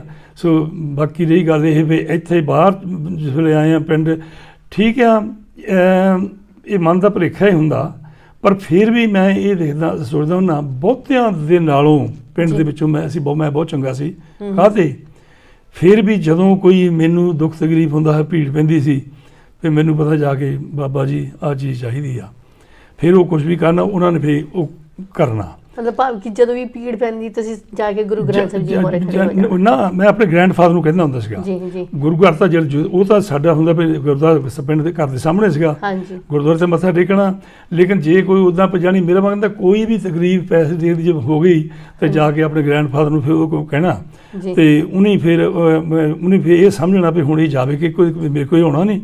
ਤਾਂ ਮੇਰੇ ਚਾਚਾ ਜੀ ਜਿਹੜੇ ਆਰਮੀ ਸੀਗੇ ਉਹ ਹਮੇਸ਼ਾ ਕਹਿ ਕੇ ਜਾਂਦੇ ਹੁੰਦੇ ਸੀਗੇ ਵੀ 2 ਮਹੀਨੇ ਜਦ ਮੈਂ ਛੁੱਟੀ ਆਉਣਾ ਮੈਂ ਇੱਥੇ ਹਾਂ ਵੀ ਜਦੋਂ ਮੈਂ ਚੱਲ ਜਾ ਤੁਸੀਂ ਇਹ ਨਾ ਹੋਵੇ ਵੀ ਇਹਨੂੰ 2-4 ਆਨੇ ਜਾਂ 2-4 ਰੁਪਈਏ ਦੀ ਲੋੜ ਪਵੇ ਵੀ ਇਹ ਮਹਿਸੂਸ ਹੋ ਜਾਵੇ ਮੇਰਾ ਬਾਪ ਹੈ ਨਹੀਂ ਵੀ ਤੁਸੀਂ ਇਹਦਾ ਖਿਆਲ ਰੱਖਣਾ ਹੈਗਾ। ਹਾਂਜੀ ਸੋ ਇਸ ਕਰਕੇ ਬਹੁਤ ਵੱਡੀ ਸੋਚ ਹੈ ਕਿ ਜਦੋਂ ਇੱਕ ਦਾ ਪਿਤਾ ਨਹੀਂ ਹੁੰਦਾ ਤੇ ਘਰ ਦੇ ਜਦੋਂ ਮੈਂਬਰ ਦਾਦਾ ਜੀ ਚਾਚਾ ਜੀ ਆਪਣਾ ਪਿਤਾ ਹੋਣ ਦਾ ਫਰਜ਼ ਚਾਚੇ ਹੋਣ ਦਾ ਫਰਜ਼ ਨਿਭਾ ਦਿੰਦੇ ਨੇ, ਇਹ ਬਹੁਤ ਵੱਡੀ। ਬੀਬੀ ਜੀ ਮੈਨੂੰ ਬਹੁਤ ਪ੍ਰਾਊਡ ਹੈ ਆਪਣੇ ਚਾਚਿਆਂ ਤੋਂ ਤਾਇਆਂ ਤੋਂ, ਬਹੁਤ ਪ੍ਰਾਊਡ ਆ ਜਿੱਦਾਂ ਕਿਉਂਕਿ ਮੈਂ ਪਿੰਡ ਦੇ ਵਿੱਚ ਆਪਣੇ ਜਿੱਦਾਂ ਦੀ ਮੇਰੀ ਸਿਚੁਏਸ਼ਨ ਇਹ ਸਿਚੁਏਸ਼ਨ ਦੇ ਬੰਦੇ ਮੈਂ ਪਿੰਡ ਦੇਖੇ ਆਪਣੇ ਹਾਣੀ ਜਿਨ੍ਹਾਂ ਦੀ ਹਾਲਤ ਬਹੁਤ ਪਤਲੀ ਸੀ ਜੀ, ਉਹਦੇ ਅਕੋਰਡਿੰਗ ਜੇ ਮੈਂ ਕੰਪੇਅਰ ਕਰਦਾ ਹੁੰਦਾ ਵੀ ਮਾਲਕਾ ਫਿਰ ਵੀ ਤਾਂ ਮੇਰੇ ਤੇ ਬੜੀ ਮਿਹਰ ਕੀਤੀ ਹੈਗੀ ਆ ਵੀ ਗੁੱਡ ਫੈਮਿਲੀ ਨੂੰ ਮੈਂ ਬਿਲੋਂਗ ਕਰਦਾ ਸੀ। ਹਾਂਜੀ, ਚਾਹੇ ਕੁਝ ਵੀ ਹੋਵੇ, ਮੇਰੇ ਜਿਹੜੇ ਸੂਬੇਦਾਰ ਮੇਜਰ ਜਿਹੜੇ ਅੱਜ ਤਾਂ ਉਹ ਵੀ ਦੁਨੀਆ 'ਚ ਨਹੀਂ ਰਹੇ, ਜੀ, ਜਿਹੜੇ ਉਹ ਜਾਂ ਛੁੱਟੀ ਆਉਂਦੇ ਜਦੋਂ ਵੀ ਉਹ ਜਾਣਾ ਉਹ ਨਹੀਂ ਕਹਿਣਾ ਵੀ ਅਸੀਂ ਇਹ ਨਹੀਂ ਸੁਣਨਾ ਚਾਹੁੰਦੇ ਵੀ ਇਹ ਮੁੰਡਾ ਕਦੇ ਮੇਰਾ ਬਾਪ ਹੈ ਨਹੀਂ ਤੇ ਮੇਰਾ ਕੋਈ ਲੋਕ ਆਫਰ ਨਹੀਂ ਕਰਦਾ ਹੈਗਾ। ਤੇ ਜਦੋਂ ਮੈਂ ਚੌਥੀ ਪਾਸ ਕੀਤੀ ਵੀ 5ਵੀਂ ਫਲੋਰ ਜਾਣਾ ਸੀ ਪੜ੍ਹਨ ਵਾਸਤੇ, ਉਸ ਵੇਲੇ ਮੇਰੇ ਤਾਇਆ ਜੀ ਕਹਿੰਦੇ ਵੀ ਮੇਰੇ ਹੁਣ ਹਿੰਮਤ ਹੈ ਨਹੀਂ ਵੀ ਮੈਂ ਉੱਥੇ ਤੇ ਖਰਚ ਨਹੀਂ ਕਰ ਸਕਦਾ। ਉਸ ਵੇਲੇ ਫਿਰ ਮਤਲਬ ਮੇਰੇ ਜਿਸ ਵੇਲੇ ਚਾਚਾ ਜੀ ਨੂੰ ਚਿੱਠੀ ਲਿਖੀ ਗਈ ਹੋਈ ਤਾਂ ਉਹਨਾਂ ਨੇ ਫਿਰ ਮੈਨੂੰ ਯਾਦ ਆ ਕਾਫੀ ਲਫ਼ਜ਼ ਯਾਨੀ ਥੋੜ੍ਹੀ ਜਿਹੀ ਹਿਰਖ ਜਿਹੀ ਦੀ ਚਿੱਠੀ ਲਿਖੀ ਬਾਬਾ ਜੀ ਨੂੰ, ਮੇਰੇ ਨੂੰ, ਗ੍ਰੈਂਡਫਾਦਰ ਨੂੰ, ਵੀ ਸਾਰਾ ਆਸਟ੍ਰੇਲੀਆ ਤੁਸੀਂ ਸਾਰੀ ਉਮਰ ਲਾਤਾ ਵੀ ਹੁਣ ਭਰਾ ਮੇਰੇ ਆਸਟ੍ਰੇਲੀਆ 'ਚ ਆ ਤੇ ਇੱਕ ਜੇ ਸਾਡਾ ਭਰਾ ਅੱਜ ਹੈ ਨਹੀਂ ਉਹਦੇ ਲੜਕੇ ਨੂੰ ਅਸੀਂ ਸੰਭਾਲ ਨਹੀਂ ਸਕਦੇ ਵੀ ਇਹ ਅਸੀਂ ਇਹਨੂੰ ਪੜ੍ਹਾ ਨਹੀਂ ਸਕਦੇ।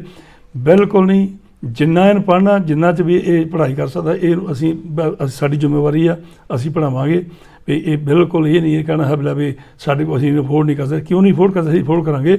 ਜੇ ਕਰਨੈਲ ਸਿੰਘ ਮੇਰੇ ਤਾਇਆ ਜੀ ਦਾ ਨਾਂ ਸੀਗਾ ਵੀ ਜੇ ਵੀਰਾ ਕਰਨੈਲ ਸਿੰਘ ਅਫੋਰਡ ਨਹੀਂ ਕਰ ਸਕਦਾ ਵੀ ਉਹ ਵੀ ਸੱਚਾ ਹੈਗਾ ਤੇ ਮਾੜੀ ਮੋਟੀ ਖੇਤੀ ਕਰਦਾ ਹੈਗਾ ਵੀ ਅਸੀਂ ਸੰਭਾਲਾਂਗੇ ਜੋ ਹੈਗਾ। ਸੋ ਇਸ ਕਰਕੇ ਮੈਂ ਇਹ ਵੀ ਖੁਸ਼ਕਿਸਮਤ ਹੈਗਾ ਇਸ ਕਰਕੇ ਵੀ ਮੈਨੂੰ ਇਹ ਜਿਹੜੇ ਮੇਰੇ ਚਾਚੇ ਇਹ ਨਹੀਂ ਉਹਨਾਂ ਨੇ ਜਾਣੀ ਇਹ ਨਹੀਂ ਸਾਨੂੰ ਯਾਦ ਆਉਣ ਦਿੱਤਾ ਹੈਗਾ ਪਹਿਲਾਂ ਵੀ ਬਾਪ ਨੇ ਵੀ ਕੋਸ਼ਿਸ਼ ਰੱਖੀ ਉਹਨਾਂ ਨੇ ਵੀ ਹਰ ਵੇਲੇ ਲੁੱਕ ਆਫਟਰ ਕੀਤਾ।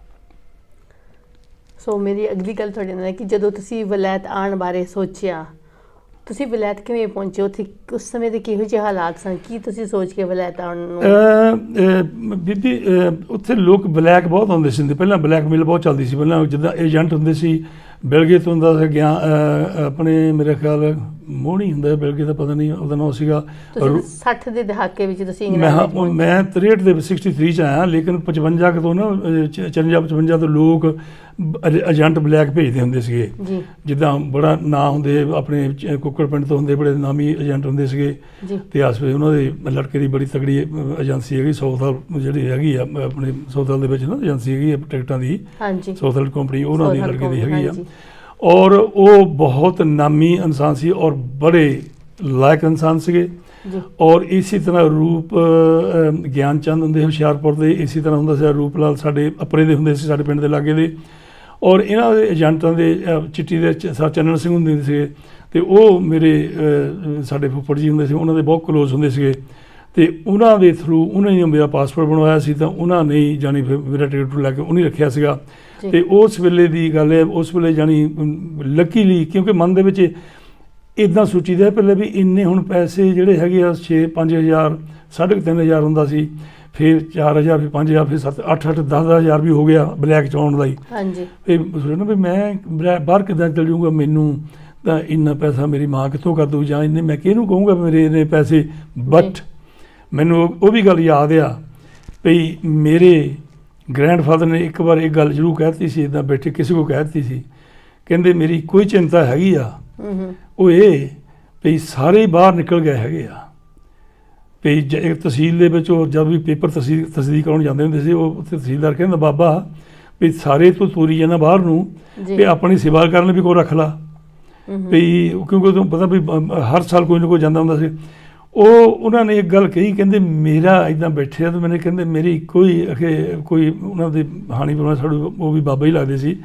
ਉਹ ਕਹਿੰਦੇ ਉਹਨਾਂ ਕਹਿੰਦੇ ਵੀ ਭਾਜੀ ਕਿੱਦਾਂ ਸੋਚਾਂ 'ਚ ਪਏ ਹਾਂ, ਕਹਿੰਦੇ ਮੈਂ ਕੋਈ ਸੋਚਦਾ ਵੀ ਸਾਰੇ ਬਾਹਰ ਨਿਕਲ ਗਏ ਹੈਗੇ ਆ ਵੀ ਜਿਹਨੂੰ ਮੈਂ ਚਾਹੁੰਦਾ ਸੀ ਉਹ ਬਾਹਰ ਜਾਵੇ ਉਹ ਇੱਥੇ ਬੈਠਾ ਵੀ ਮੇਰੇ ਜੀਂਦੇ ਜੀ ਦੀ ਉਹ ਨਾ ਬਾਹਰ ਗਏ ਤਾਂ ਮੇਰੇ ਮਨ 'ਚ ਇਹੀ ਰਹਿ ਜਾਣਾ ਵੀ ਲੋਕਾਂ ਨੇ ਕਹਿਣਾ ਜਿਹਨੂੰ ਬਾਹਰ ਕੱਢਣਾ ਸੀ ਉਹਨੂੰ ਬਾਹਰ ਕੱਢਿਆ ਨਹੀਂ ਤੇ ਇਹ ਬਾਕੀ ਦੇ ਸਾਰੇ ਆਪਣੇ ਬਾਹਰ ਤੋੜ ਦਿੱਤੇ ਹੈਗੇ ਆ। ਲੇਕਿਨ ਇਹ ਮੈਂ ਕਹਿਣਾ ਵੀ ਉਹਨਾਂ ਦੇ ਮਨ ਦੀ ਇਹ ਸੋਚ ਸੀ, ਉਹਨਾਂ ਦੀ ਸੱਚੀ ਸੋਚ ਸੀਗੀ ਤੇ ਉਹਦਾ ਸਦਕਾ ਉਹਨੂੰ ਵੀ ਬੂਰ ਪਿਆ। ਉਸ ਤੋਂ ਬਾਅਦ ਕੀ ਹੋਇਆ, ਜਿਹੜੀ ਮੈਂ ਸੋਚ ਸੋਚਦਾ ਹੁੰਦਾ ਸੀਗਾ ਪਹਿਲਾਂ ਵੀ ਮੈਂ ਇੰਨੇ ਪੈਸੇ ਕਿੱਥੋਂ, ਉੱਧਰੋਂ ਇਮੀਗ੍ਰੇਸ਼ਨ ਐਕਟ ਬਣ ਗਿਆ ਜਿਹੜਾ ਸੀਗਾ ਆਪਣੇ ਦਾ 62 ਦਾ, ਉਹਦੇ ਮੁਤਾਬਕ ਵਾਊਚਰ ਸਿਸਟਮ ਸ਼ੁਰੂ ਹੋ ਗਿਆ ਸੀਗਾ। ਉਸ ਵਾਊਚਰ ਸਿਸਟਮ ਦੇ ਨਾਲ ਮੈਨੂੰ ਇਹ ਮੈਂ ਫਲੋਰ ਦਾ ਜਾਂਦਾ ਸੀ ਤੁਰਿਆ, ਉੱਥੇ ਫਲੋਰ ਜਿਹੜਾ ਕਾਫੀ ਮਸ਼ਹੂਰ ਹੋਇਆ ਭਲਵਾਨ ਉੱਥੇ ਦਾ ਜਿਹੜਾ ਏਜੰਟ ਬਣੀ ਦੁਨੀਆ ਉਹਨੂੰ ਭੇਜੀ ਬਾਹਰ, ਉਹਦਾ ਬੜਾ ਭਰਾ ਮੁਨੀਲਾਲ ਹੁੰਦਾ ਤਹਿਸੀਲ ਦੇ ਮੂਹਰੇ ਟਾਈਪਿੰਗ ਕਰਦਾ ਹੁੰਦਾ ਸੀਗਾ। ਉਹ ਵੀ ਇੱਕ ਕਮਾਲ ਦਾ ਹੀ ਬੰਦਾ ਸੀਗਾ। ਉਹਦੀ ਸਿਫਤ ਕਰਨ ਕੋਈ ਸਾਡੇ ਕੋਲ ਲਫ਼ਜ਼ ਹੀ ਹੈ ਨਹੀਂ, ਇਹੋ ਜਿਹਾ ਬੰਦਾ ਸੀ ਉਹ। ਮੈਂ ਇੱਦਾਂ ਜਾ ਰਿਹਾ ਤੇ ਮੈਨੂੰ ਹੁਣ ਮੇਰੇ ਪਿੰਡ ਦਾ ਨਾਂ ਲੱਗਿਆ ਨਗਰੀਆ, ਕਹਿੰਦਾ ਉਰੇ ਆ, ਕਹਿੰਦਾ ਬਲੈਤ ਨੂੰ ਜਾਣਾ ਜੀ। ਫਿਰ ਮੈਂ ਕਿਹਾ ਮੁਨੀ ਜੀ ਤੂੰ ਯਾਦ ਖੜਾ ਕੀਤਾ ਹੈ, ਕਹਿੰਦਾ 4 ਆਨੇ ਕੱਢ ਚਵਾਨੀ, 4 ਆਨੇ ਇਹ ਚਵਾਨੀ ਕੱਢ, ਬਲੈਤ ਜਾਣਾ ਤੇ 4 ਆਨੇ ਚਵਾਨੀ ਕੱਢ। ਮੈਂ ਕਿਹਾ ਜੀ ਚਵਾਨੀ ਨਾਲ ਮੈਂ ਬਲੈਤ ਪਹੁੰਚ ਜਾਣਾ, ਤੂੰ ਕੱਢ ਕਹਿਣਾ। ਮੈਂ 4 ਆਨੇ ਕੱਢ ਕੇ ਰੱਖ ਕੇ ਮੈਂ ਬਹਿ ਗਿਆ ਤੇ ਉਹਨੇ ਫਾਰਮ ਟਾਈਪ ਫਿਲ ਕੀਤਾ ਕਰਕੇ ਤਾਂ ਮੇਰਾ ਵਾਊਚਰ ਮੈਂ ਕਹਿੰਦਾ ਪੋਸਟ ਕਰ ਦੇ ਉੱਥੋਂ, ਤੇ ਉਹ ਸਟੰਪ ਵੀ ਉਹਨਾਂ ਆਪੇ ਲਾਈ ਉੱਥੇ ਜੀ। ਤੇ ਉਹ ਕਰਕੇ ਤਾਂ ਮੈਂ ਪੋਸਟ ਕਰਤਾ, ਮੇਰਾ ਕੋਈ 5ਵੀਂ ਕਿ 6ਵੇਂ ਵੀਕੇ ਮੇਰਾ ਵਾਊਚਰ ਆ ਗਿਆ ਇੰਪਲੋਇਮੈਂਟ। 1960 ਦੀ ਗੱਲ ਹੈ, 1961 ਦੀ ਇਹ ਮੇਰੀ 1963 ਦੇ ਵਿੱਚ ਮੇਰਾ ਵਾਊਚਰ ਆਇਆ, ਯਾਨੀ ਇਹ ਮੇਰਾ ਵਾਊਚਰ ਹੈਗਾ ਅਪ੍ਰੈਲ ਮਈ ਦੇ ਵਿੱਚ। ਠੀਕ ਹੈ। ਤੇ ਮੈਂ ਫਿਰ ਜੂਨ ਦੇ ਵਿੱਚ ਆਇਆ। ਮਤਲਬ ਉਸ ਸਮੇਂ ਦੀ ਸਰਕਾਰ ਨੇ ਵਾਊਚਰ ਦੇ ਇੱਥੇ ਦੀ ਇਹਨਾਂ ਨੇ ਵਾਊਚਰ ਸਿਸਟਮ ਕਰਤਾ ਸੀਗਾ। ਠੀਕ ਹੈ। ਉਹ ਜਦ ਵਾਊਚਰ ਮਿਲ ਗਿਆ ਤੇ ਫਿਰ ਤਾਂ ਪਾਸਪੋਰਟ ਆਲਰੇਡੀ ਉਹ ਮੇਰੇ ਫੁੱਫੜ ਜੀ ਬਣਵਾ ਰਹੇ ਸੀ ਮੇਰਾ, ਉਹ ਕੋਸ਼ਿਸ਼ ਕਰ ਰਹੇ ਸੀ ਕਿ ਕਿਤੇ ਨਾ ਕਿਤੇ ਇਹਨੂੰ ਬਾਹਰ ਕੱਢਣਾ ਹੈਗਾ ਜੀ। ਤੇ ਫਿਰ ਉਹਦੇ ਨਾਲ ਉਹ ਵਾਊਚਰ ਜਦ ਮਿਲ ਗਿਆ ਤਾਂ ਫਿਰ ਤਾਂ ਕੋਈ ਰੁਕਾਵਟ ਨਹੀਂ ਨਾ ਸੀ, ਫਿਰ ਤਾਂ ਸਿਰਫ ਤੇ ਸਿਰਫ ਜਿਹੜਾ ਟਿਕਟ ਦੇ ਪੈਸੇ ਲੱਗੇ। ਤਾਂ ਬਸ ਇੱਥੇ 9 ਜੂਨ ਮੈਂ ਇੱਥੇ ਉਤਰਿਆ, ਸੰਡੇ ਦਾ ਦਿਨ ਸੀਗਾ। ਸਾਊਥ ਮੈਂ ਇੱਥੇ ਹਾਂਜੀ, ਉਸ ਵੇਲੇ ਛੋਟੀ ਜਿਹੀ ਬਿਲਡਿੰਗ ਕੱਲੀ ਕੁਈਨਸ ਬਿਲਡਿੰਗ ਹੁੰਦੀ ਸੀ, ਅੱਜ ਉਹ ਛੋਟੀ ਜਿਹੀ ਏਅਰਪੋਰਟ ਸੀ। ਅੱਜ ਤਾਂ ਬਹੁਤ ਵੱਡਾ ਆਲੀਸ਼ਾਨ ਏਅਰਪੋਰਟ ਬਣਿਆ ਹੋਇਆ ਹੈ। ਸੋ ਇਸ ਤਰ੍ਹਾਂ ਸਬਬ ਬਣਿਆ। ਔਰ ਮੈਂ ਕਈ ਵਾਰੀ ਗ੍ਰੈਂਡਫਾਦਰ ਨੂੰ ਫਿਰ ਇੱਥੇ ਲਿਖਣਾ ਕਿ ਇੰਟਰਨੈਸ਼ਨਲ ਏਅਰਪੋਰਟ ਹੁੰਦਾ ਸੀ ਕੁਈਨਸ ਬਿਲਡਿੰਗ। ਹਾਂ ਬਿਲਕੁਲ ਜੀ। ਉਹ ਉਹਦੇ ਵਿੱਚ ਸਾਰੀ ਫਲਾਈਟਾਂ ਆਉਂਦੀਆਂ ਸੀ, ਉੱਥੇ ਆਉਂਦੀਆਂ ਸੀ। ਠੀਕ ਹੈ। ਤੇ ਸੋ ਇੱਥੋਂ ਫਿਰ ਕਈ ਵਾਰ ਲਿਖਣਾ, ਉਹਨੇ ਫਿਰ ਕਈ ਵਾਰ ਲਿਖਣਾ ਕਹਿਣਾ ਵੀ ਹੁਣ ਸਾਰੇ, ਮੈਂ ਇਕੱਲਾ ਸੀਗਾ, ਮੈਂ ਹਰ ਸਾਲ ਇੰਨੇ ਆਪਨ ਕਰਦਾ ਹੁੰਦਾ ਵੀ ਹੁਣ ਤੁਸੀਂ 10 ਪਾਉਂਡ ਭੇਜ ਦਿਆ ਕਰੋ ਵੀ ਤੁਸੀਂ ਹੁਣ ਸਾਰੇ ਬਾਹਰ ਬੈਠੇ ਆ ਵੀ ਹੁਣ ਮੈਂ ਜਦ ਉਹਨੂੰ ਫਿਰ ਕਹਿਣਾ ਇੱਦਾਂ, ਉਹਨੂੰ ਕਹਿਣਾ ਵੀ ਹੁਣ ਮੈਂ ਜਦੋਂ ਮੈਂ ਆ ਗਿਆ ਤਾਂ ਉਹਨੇ ਫਿਰ ਕਹਿਣਾ ਹੁਣ ਮੈਂ ਸੁਰਖਰੂ ਹੋ ਗਿਆ ਵੀ ਉਹ ਵੀ ਚਲ ਗਿਆ, ਮੇਰਾ ਭਾਰ ਲੈ ਗਿਆ। ਸੋ ਇਹ ਮੇਰੀ ਬਰੀਫ ਹਿਸਟਰੀ ਹੈਗੀ ਆ। ਤੇ ਇੱਥੇ ਆ ਕੇ ਵੀ ਚੰਗੀ ਸੰਗਤ ਮਿਲੀ, ਕੋਈ ਐਸੀ ਗੱਲ ਨਹੀਂ ਕਿ ਗਲਤ ਰਾਹ ਨਹੀਂ ਪਏ, ਸੱਚੀ ਗੱਲ ਆ ਵੀ ਬਹੁਤ ਚੰਗਾ ਹੀ, ਜਾਣੀ ਆ ਕੇ ਕੰਮ ਤੇ ਵੀ ਪਿੱਛੇ ਨਹੀਂ ਹਟੇ। ਕੰਮ ਤੇ ਜਿੱਥੇ ਜਿਹੜਾ ਕੰਮ ਮਿਲਿਆ 9 ਜੂਨ ਨੂੰ ਆਏ, 18 ਜੂਨ ਨੂੰ ਮੈਨੂੰ ਕੰਮ ਮਿਲ ਗਿਆ ਸੀ ਰਾਊਟ ਫੈਕਟਰੀ ਸਾਊਥ ਹਾਲ, ਉੱਥੇ ਕੰਮ ਤੇ ਲੱਗ ਗਏ। ਤੇ ਉਹਨੂੰ ਉਸ ਵੇਲੇ ਗਿਣਦੇ ਹੁੰਦੇ ਸੀਗੇ ਇਹ ਟ੍ਰੇਨਿੰਗ ਸਕੂਲ ਆ ਪੰਜਾਬੀਆਂ ਦਾ, ਕਿਉਂਕਿ ਮੋਸਟਲੀ ਆਮ ਆਪਣੇ 500-600 ਬੰਦੇ ਦੀ ਉੱਥੇ ਨਫਰੀ ਕੰਮ ਕਰਦੇ ਹੁੰਦੀ ਸੀ ਤੇ ਉੱਥੇ ਕੰਮ ਕਰਦੇ ਹੁੰਦੇ ਸੀ। ਉਹ ਜਿਹੜੇ ਜਾਣੀ ਇੱਕ ਕਿਸਮ ਦਾ ਟ੍ਰੇਨਿੰਗ ਸੈਂਟਰ ਹੀ ਸੀਗਾ।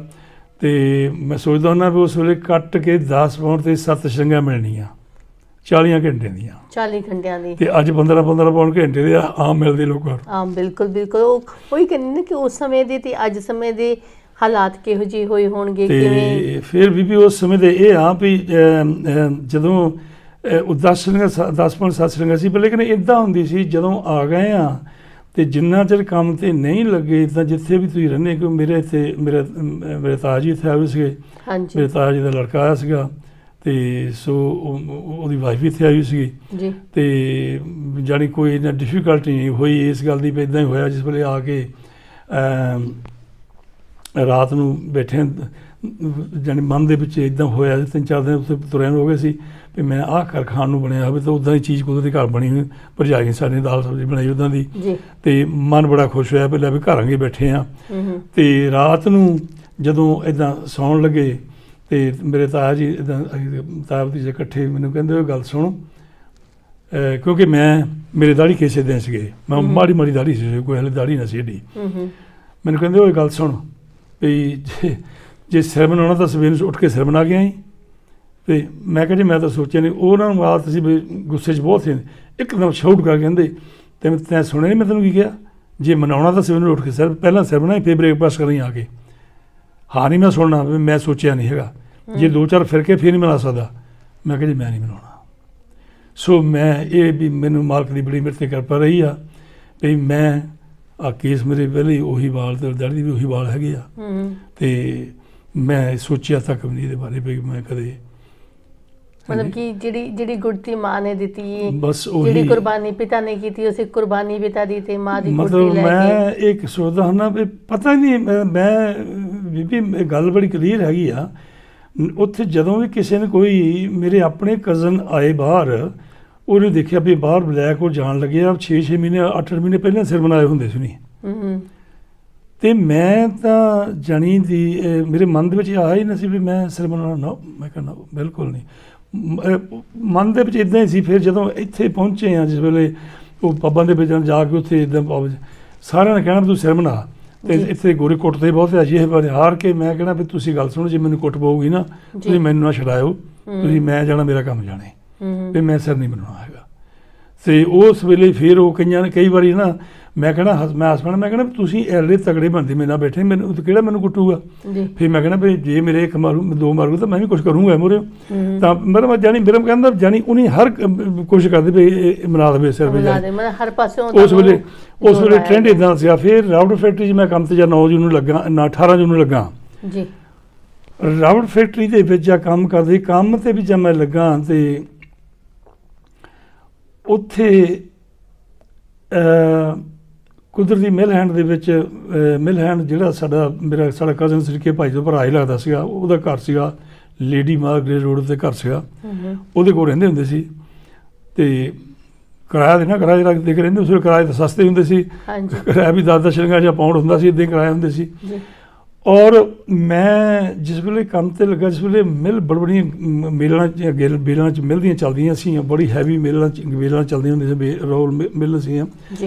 ਉਹਦੇ ਵਿੱਚ ਜਿਸ ਵੇਲੇ ਉਹ ਚੱਲਣੀ ਆ ਤਾਂ ਉਹਨਾਂ ਹੀਟ ਦੇ ਕੇ ਗਰਮ ਕੀਤਾ ਜਾਂਦਾ ਵੀ ਠੰਡੀ ਰਬੜ ਜਿਹੜੀ ਬੇਲਣ ਨੂੰ ਭੰਨ ਨਾ ਦੇਵੇ, ਚਾਹ ਉਹ ਗਰਮ ਕਰਨੀ। ਫਿਰ ਗਰਮ ਹੋਈ ਰਬੜ ਜਿਹੜੀ ਆ ਉਹ ਬੇਲਣ ਦੇ ਨਾਲ ਜੁੜਨ ਲੱਗ ਪੈਂਦੀ ਹੁੰਦੀ ਸੀ। ਠੀਕ ਹੈ। ਉਹਨਾਂ ਦੇ ਉੱਤੇ ਵੀ ਇੱਦਾਂ ਚੌਕ ਰੱਖੇ ਜਾਂਦੇ, ਬੋਰੇ ਉਹਨੇ ਕੱਟ ਕੇ ਉਹਨਾਂ ਚੌਕ ਦੇ ਮੁੱਠ ਭਰ ਕੇ ਉਹਨਾਂ ਬੇਲਣ 'ਤੇ ਸੁੱਟਣੇ ਤਾਂ ਕਿ ਉਹ ਜਿਹੜੀ ਜਾਣੀ ਦੀ ਚੌਕ ਦੇ ਨਾਲ ਉਹ ਬੇਲਣਾ ਤੋਂ ਲੈ ਜਾਵੇ।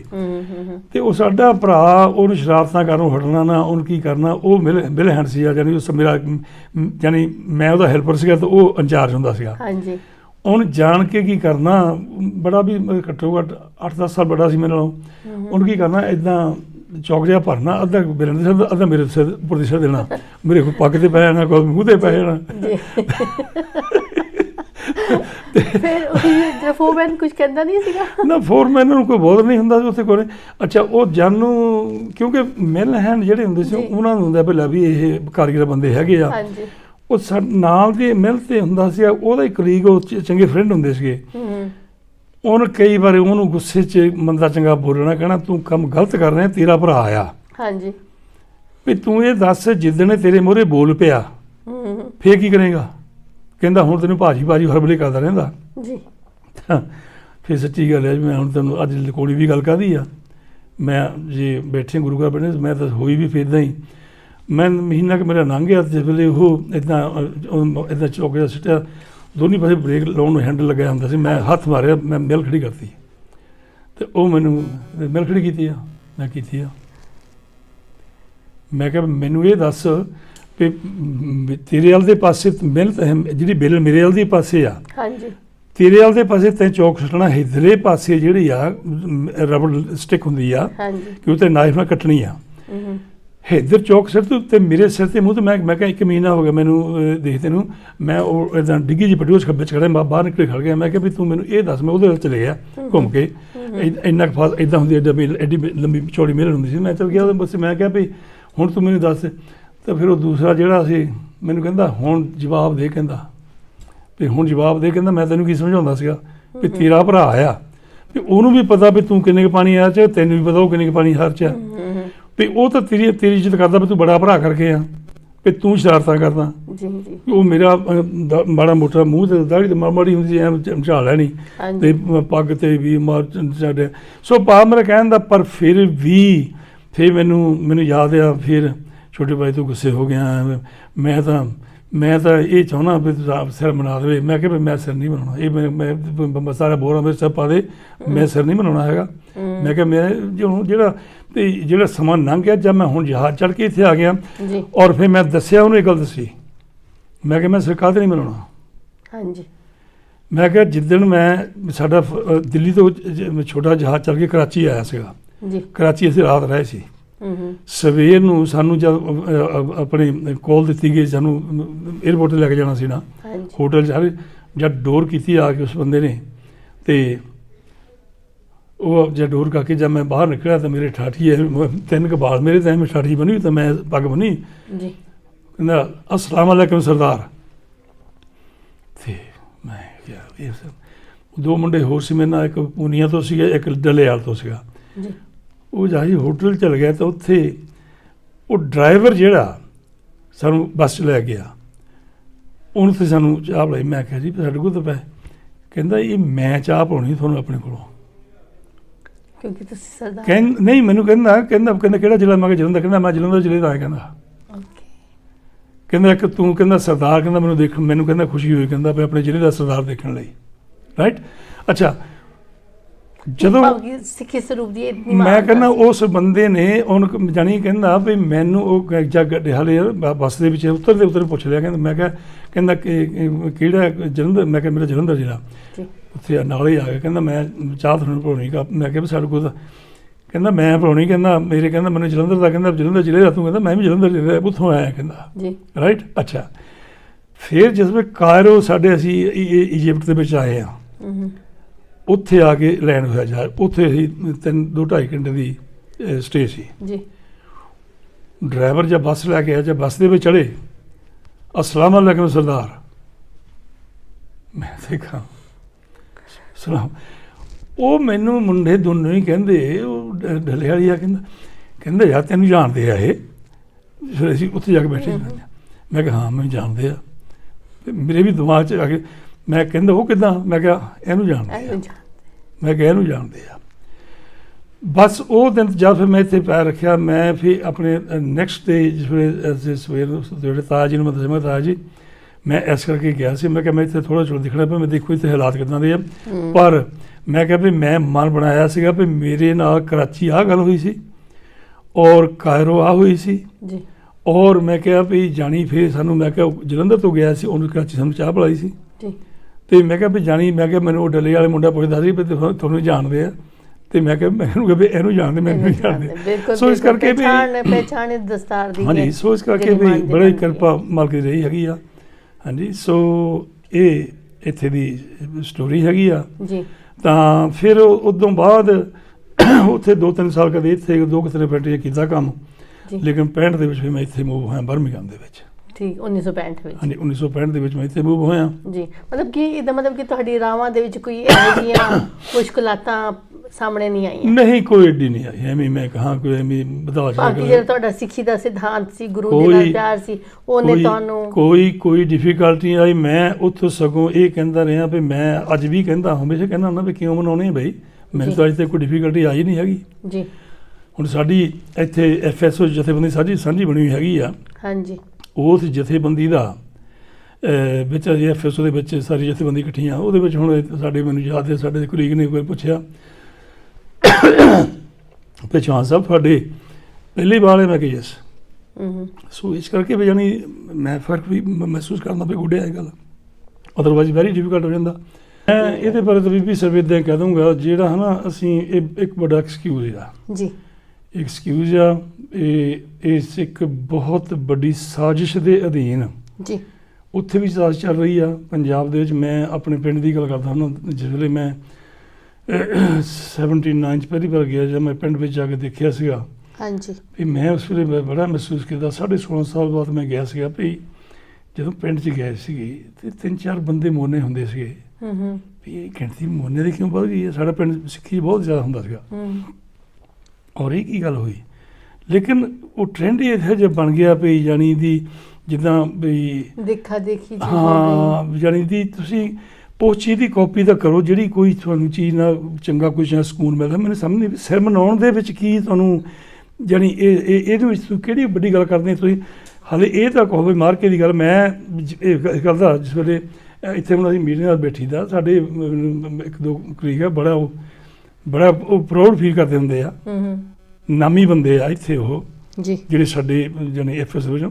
ਉਹ ਉਸ ਬੰਦੇ ਨੇ ਮੈਨੂੰ ਬੜਾ ਖੁਸ਼ ਹੋਇਆ, ਕਹਿੰਦਾ ਯਾਰ ਬੜੀ ਕਮਾਲ ਦੀ ਗੱਲ, ਜਿਹੜੇ ਵੇਲੇ ਤੁਸੀਂ ਆਏ ਹੋ ਆ ਵੀ ਉਸ ਵੇਲੇ ਤਾਂ ਬੰਦਾ ਇੱਥੇ ਹੁੰਦੀ ਵੀ ਇੱਦਾਂ ਸੀ, ਕੁੱਟਮਾਰ ਬੜੀ ਹੁੰਦੀ ਸੀ ਅਤੇ ਗੋਰੇ ਕੁੱਟਦੇ ਹੁੰਦੇ ਸੀਗੇ, ਹਾਲਾਤ ਇੱਦਾਂ ਦੇ ਸੀਗੇ, ਟੌਰਚਰ ਹੁੰਦਾ ਸੀ। ਲੇਕਿਨ ਮੈਂ ਉਸ ਵੇਲੇ ਉੱਥੋਂ ਰਾਵਲਪਿੰਡੀ 'ਚੋਂ ਜਿਸ ਵੇਲੇ ਕੰਮ ਤੋਂ ਆਉਣਾ ਤੁਰ ਕੇ ਆਈਦਾ ਸੀਗਾ, ਫਿਰ ਪਹਿਲਾਂ ਬਰੋਡਵੇ 'ਤੇ ਆਉਣਾ, ਫਿਰ ਸਾਊਥ ਰੋਡ 'ਤੇ ਚੱਲ ਕੇ ਆਉਣਾ, ਫਿਰ ਇੱਧਰ ਡੋਮੀਨੀਅਨ ਸਮੇਂ ਦੇ ਮੋਹ ਦੀ ਆ ਕੇ ਫਿਰ ਘਰ ਤੋਂ ਫਲੋਰੈਂਸ ਰੋਡ 'ਤੇ ਪਹੁੰਚਣਾ, ਵੈਸਟਰਨ ਰੋਡ 'ਤੇ। ਅਤੇ ਮੇਰਾ ਵਾ ਕਹਿਣ ਦਾ ਵੀ ਕੁਛ ਵੀ ਹੋ ਸਕਦਾ ਸੀਗਾ, ਲੇਕਿਨ ਇਹ ਆ ਵੀ ਮਾਲਕਾ ਵੀ ਤਾਂ ਹੀ ਰੱਖਣਾ ਬਸ। ਯਾਨੀ ਇਹ ਸੋਚ ਪ੍ਰਮਾਤਮਾ ਨੇ ਆਉਣ ਹੀ ਨਹੀਂ ਦਿੱਤੀ ਹੈਗੀ। ਬਿਲਕੁਲ, ਜਦੋਂ ਮਨ ਵਿੱਚ ਇੱਕ ਵਾਰੀ ਸੋਚ ਆ ਜਾਂਦਾ ਬੰਦਾ ਟੈਨ ਦੀ ਕਲਾ ਵੱਲ ਜਾਂਦਾ ਕੇਸਾਂ ਦੀ ਬੇਨਤੀ ਬਿਲਕੁਲ। ਮੈਂ ਤਾਂ ਅੱਜ ਇਹ ਕਹਾਂਗਾ ਅੱਜ ਵੀ ਸਾਡੇ ਬਾਹਰਲੇ ਮੁਲਕਾਂ ਨੇ ਝੰਡੀ ਗੱਡ ਦਿੱਤੀ ਹੈਗੀ ਆ। ਹਾਂਜੀ। ਬਾਹਰਲੇ ਮੁਲਕਾਂ ਦੇ ਵਿੱਚ ਸਿੱਖੀ ਇੰਨੀ ਪ੍ਰਫੁੱਲਤ ਹੋ ਰਹੀ ਆ ਜੀ, ਬਹੁਤ ਜ਼ਿਆਦਾ ਜੀ। ਔਰ ਈਵਨ ਜਿਹੜੇ ਨਿਆਣੇ ਮੋਨੇ ਵੀ ਹੈਗੇ ਆ ਹਾਂਜੀ ਸਿੱਖੀ ਪ੍ਰਤੀ ਉਹ ਵੀ ਇੰਨੇ ਲਾਇਲ ਹੈਗੇ ਆ, ਮੁੰਡਿਆਂ ਦੇ ਜਥੇ ਬਣੇ ਹੋਏ ਆ। ਹੂੰ। ਔਰ ਉਹ ਜਿਹੜੇ ਜਥੇ ਹੈਗੇ ਆ ਔਰ ਉਹਨਾਂ ਨੂੰ ਕਿਉਂਕਿ ਜਿਹਨਾਂ ਦੇ ਘਰਾਂ ਦੇ ਵਿੱਚ ਕੁਝ ਨਾ ਕੁਝ ਸੋਹਣੀ ਸਿੱਖਿਆ ਦਿੱਤੀ ਜਾ ਰਹੀ, ਜਿਹੜੇ ਮਾਂ ਪਿਓ ਖੁਦ ਇਸ ਪਾਸੇ ਲੱਗੇ ਹੋਏ ਹੈਗੇ ਆ, ਉਹ ਬੱਚਿਆਂ ਨੂੰ ਸਿੱਖਿਆ ਜੇ ਉਹ ਪ੍ਰੋਮਿਸ ਵੀ ਕਰਦੇ ਡੈਡੀ ਅਸੀਂ ਇਸ ਵੇਲੇ ਇੰਨੇ ਹੋ ਕੇ ਬਾਲ ਰੱਖ ਲਵਾਂਗੇ ਜੀ, ਕੋਈ ਇਹੋ ਜਿਹੀ ਗੱਲ ਨਹੀਂ। ਵੈਸੇ ਤਾਂ ਉੱਦਾਂ ਟ੍ਰੈਜਡੀ ਹੋਈ ਆ, ਮੇਰੇ ਆਪਣੇ ਘਰ 'ਚ ਵੀ ਹੋਈ ਆ। ਮੇਰੇ ਬੜੇ ਲੜਕੇ ਨੇ ਜਦੋਂ ਅੰਮ੍ਰਿਤ ਛਕਿਆ ਸੀਗਾ, ਛੋਟੇ ਨੇ ਨਾਲ ਹਾਲੇ ਉਹਨੂੰ ਸੋਹਰ ਗੁਰਦੁਆਰੇ ਛਕਿਆ ਸੀ ਜਾ ਕੇ ਜੀ।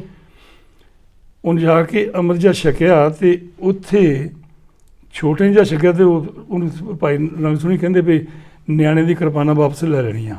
ਉਹ ਛੋਟਾ ਲੁੱਕ ਕੇ ਭੱਜਿਆ ਸੀ ਵੀ ਜੇ ਮੇਰਾ ਤਾਂ ਮੁੱਠ ਟੁੱਟ ਜਾਣਾ ਵੀ ਜੇ ਕਿਰਪਾਨ ਮੇਰੀ ਕਿਰਪਾਨ ਲੱਗੀ ਰਾਈਟ। ਉਹ ਆ ਕੇ ਮੈਨੂੰ ਦੱਸਿਆ ਕਹਿੰਦਾ ਵੀ ਅੱਛਾ ਹੁਣ ਉਦੋਂ ਤਾਂ ਉਹਦੇ ਵੱਲ ਦੇਖ ਕੇ ਛੋਟੇ ਨੇ ਅੰਮ੍ਰਿਤ ਛਕਿਆ। ਕਿਉਂਕਿ ਹੁਣ ਜਿਵੇਂ ਆਪਣੇ ਜਿਹੜੀ ਘਰ ਦੀ ਗੱਲ ਆ, ਜਿਸ ਏਜ ਦੇ ਵਿੱਚ ਆ ਕੇ ਬੰਦੇ ਮੋਨੇ ਬਾਲ ਰੱਖਦੇ ਆ ਉਸ ਏਜ 'ਚ ਬਾਲ ਕਟਾਤੇ ਬੜੇ ਨੇ। ਹੁਣ ਉਹ ਮੋਨਾ ਆ।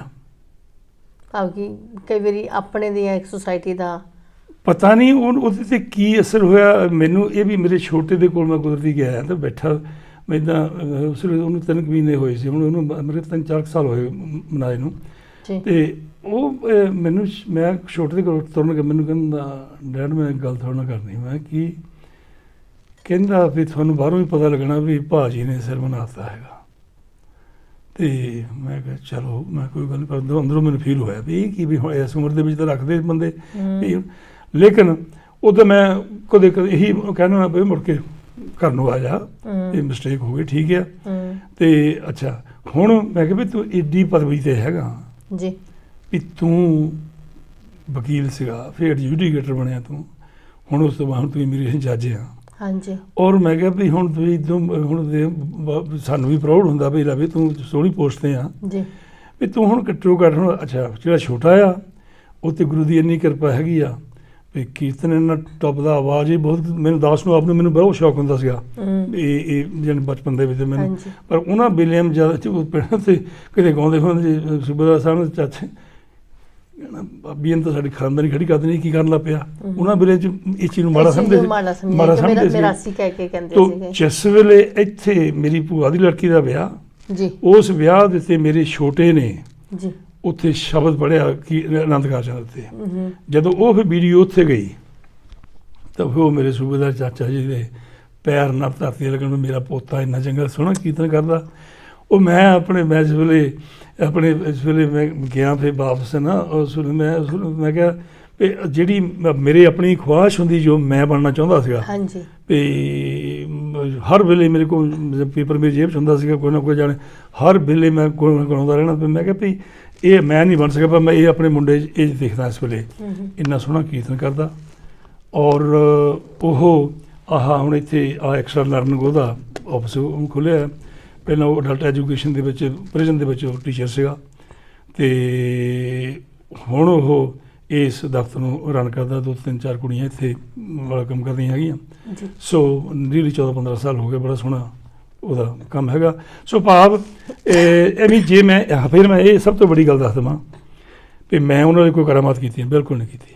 ਸਿਰਫ ਕੋਈ ਕਰਾਮਾਤ ਕੀਤੀ ਆ ਇਹ ਕਿਹਾ ਵੀ 3 ਪਾਉਂਡ ਲੈ ਕੇ ਆਇਆ ਸੀ ਮੈਂ, ਵੀ ਮੈਂ ਕੋਈ ਲਗਜ਼ਰੀ ਲਾਈਫ ਨਹੀਂ ਦੇਖੀ ਹੈਗੀ, ਅਤੇ ਨਾ ਮੈਂ ਬੜੀ ਲਗਜ਼ਰੀ ਪਲਿਆ ਹੈਗਾ, ਪਰ ਮੈਂ ਕਦੇ ਆਪਣੇ ਨੂੰ ਝੁਕਾਇਆ ਨਹੀਂ ਕਦੇ ਵੀ। ਅਣਖ ਨਾਲ ਰਿਹਾ, ਅਣਖ ਦੇ ਨਾਲ ਤਕਰੀਬਨ ਇਹ ਸੀਗਾ ਆਪਣੇ ਗਰੁੱਪ ਦੇ ਵਿੱਚ ਸਾਰੇ ਮੁੰਡੇ ਜਿਹਨੇ ਮੇਰੇ ਹਨ ਸਾਰੇ ਇੱਜ਼ਤ ਕਰਦੇ ਹੁੰਦੇ ਸੀ ਬਹੁਤ ਜ਼ਿਆਦਾ। ਉਹ ਮੈਂ ਤੁਹਾਨੂੰ ਦੱਸਾਂਗਾ ਕਾਹਦੇ ਮੇਰੇ ਗ੍ਰੈਂਡਫਾਦਰ ਕਰਕੇ ਸਾਰੇ ਕਰ ਦਿੰਦੇ ਸੀਗੇ ਜੀ। ਔਰ ਫਿਰ ਇਹਨਾਂ ਨੂੰ ਇਹ ਬੱਚਿਆਂ ਨੂੰ ਇਹ ਗੱਲ ਕਹੀ ਵੀ ਤੁਹਾਨੂੰ ਜੇ ਮੈਂ ਤੁਸੀਂ ਪੈਸੇ ਲਏ ਤੁਹਾਨੂੰ ਉਧਾਰੇ ਦਊਂ ਤਾਂ ਵਾਪਸ ਲਊਂਗਾ, ਤੁਹਾਤੇ ਲਊਂਗਾ ਤਾਂ ਤੁਹਾਨੂੰ ਵਾਪਸ ਕਰੂੰਗਾ ਜਿੰਨਾ 'ਚ ਮੇਰੀਆਂ ਚੱਲਦੀਆਂ ਜੀ। ਮਤ ਸੋਚੇ ਵੀ ਮੈਂ ਤੁਹਾਡੇ ਲਿਫਾਫੇ ਪੜ੍ਹਨੇ ਆ, ਪੜ੍ਹ ਲਵੋ ਉਹਦੇ ਚੰਗੇ ਰਹਿ ਜਾਓਗੇ। ਪੜ੍ਹ ਗਏ ਪੜ੍ਹ ਗਏ ਔਰ ਅੱਜ ਆਪਣੇ ਆਪ ਪੈਰਾਂ ਤੇ ਖੜੇ ਕੀਤੇ। ਮੈਂ ਕੋਈ ਮਿਰਕਲ ਨਹੀਂ ਕੀਤਾ ਹੈਗਾ, ਕੋਈ ਮਿਰਕਲ ਨਹੀਂ ਕੀਤਾ ਹੈਗਾ। ਸਿਰਫ ਇਹ ਇਹੀ ਰੱਖ ਲਓ ਵੀ ਜਿਹੜੀ ਜਿੱਦਾਂ ਨਾ, ਜੇ ਇਹ ਨਹੀਂ ਕਿਹਾ ਹੈਗਾ, ਕਿਉਂਕਿ ਇਹ ਗੱਲ 'ਚ ਮੈਂ ਦੇਖਦਾ ਰਿਹਾ ਜਾਂ ਮੈਂ ਪ੍ਰਿਜ਼ਨ ਦੇ ਵਿੱਚ ਚੈਪਲਨ ਜਾਂਦਾ ਹੁੰਦਾ, 8.5-9 ਸਾਲ ਮੈਂ ਗਿਆ ਸਟਾਫੋਰਡ ਪ੍ਰਿਜ਼ਨ ਦੇ ਵਿੱਚ, ਡਰੇਕਾਰ ਲੇਡੀ ਪ੍ਰਿਜ਼ਨ ਦੇ ਵਿੱਚ, ਫੈਦਰਸੋਰ ਯੰਗ ਅਫੈਂਡਰ ਪ੍ਰਿਜ਼ਨ ਦੇ ਵਿੱਚ ਅਤੇ ਫੈਦਰਸੋਰ ਪ੍ਰਿਜ਼ਨ ਦੇ ਵਿੱਚ, ਬੈਂਸਗਲੀ ਪ੍ਰਿਜ਼ਨ ਦੇ ਵਿੱਚ ਜੀ। ਅਤੇ ਇੱਥੇ ਪ੍ਰੋਫੈਸਰ ਸੰਤੋਖ ਸੋਹਣ, ਮੈਂ ਜਿਸ ਵੇਲੇ ਇੱਥੇ ਪ੍ਰੈਜ਼ੀਡੈਂਟ, ਉਸ ਵੇਲੇ ਇਹਨਾਂ ਨੂੰ ਉੱਥੇ ਪ੍ਰਿਜ਼ਨ ਦੇ ਵਿੱਚ ਭੇਜਣਾ ਸ਼ੁਰੂ ਕੀਤਾ ਸੀਗਾ ਇੱਥੇ ਐਸ ਗੁਰੂ ਘਰ ਤੋਂ। ਤਾਂ ਉਸ ਵੇਲੇ ਬੰਦੇ ਜ਼ਿਆਦਾ, ਹੁਣ ਵੀ ਮੈਨੂੰ ਕਹਿੰਦੇ ਵੀ ਹੁਣ ਇੱਥੇ ਵੀ ਨਾਲ, ਇੱਥੇ 2 ਨਹੀਂ ਮੰਗੇ ਵੀ 2 ਚਾਹੀਦੇ, ਫਿਰ ਮੈਨੂੰ ਕਹਿੰਦੇ ਨਾਲ ਸਾਡੇ ਮੇਰੇ ਆਓ।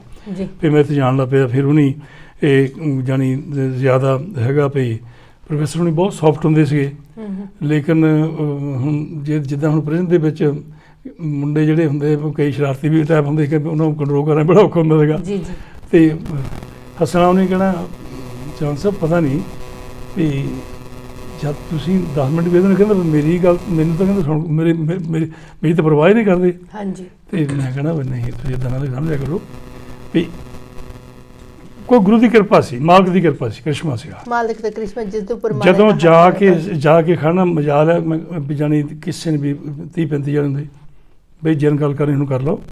ਜਦੋਂ ਮੈਂ ਕੋਈ ਪਾਠ ਕਰਨਾ ਜਾਂ ਮੈਂ ਜੋ ਕਰਨ ਲੱਗ ਪਿਆ ਜਾਂ ਕੋਈ ਹਿਸਟਰੀ ਦਾ ਜਾਂ ਕੋਈ 300 ਗੁਰਪੁਰਬ ਦਾ ਹੈਗਾ, ਜਦੋਂ ਫਿਰ ਕੋਈ ਵਿੱਚ ਬੋਲ ਨਹੀਂ ਸਕਦਾ, ਕੋਈ ਚੂੰ ਨਾ ਕਰਦਾ ਹੁੰਦਾ।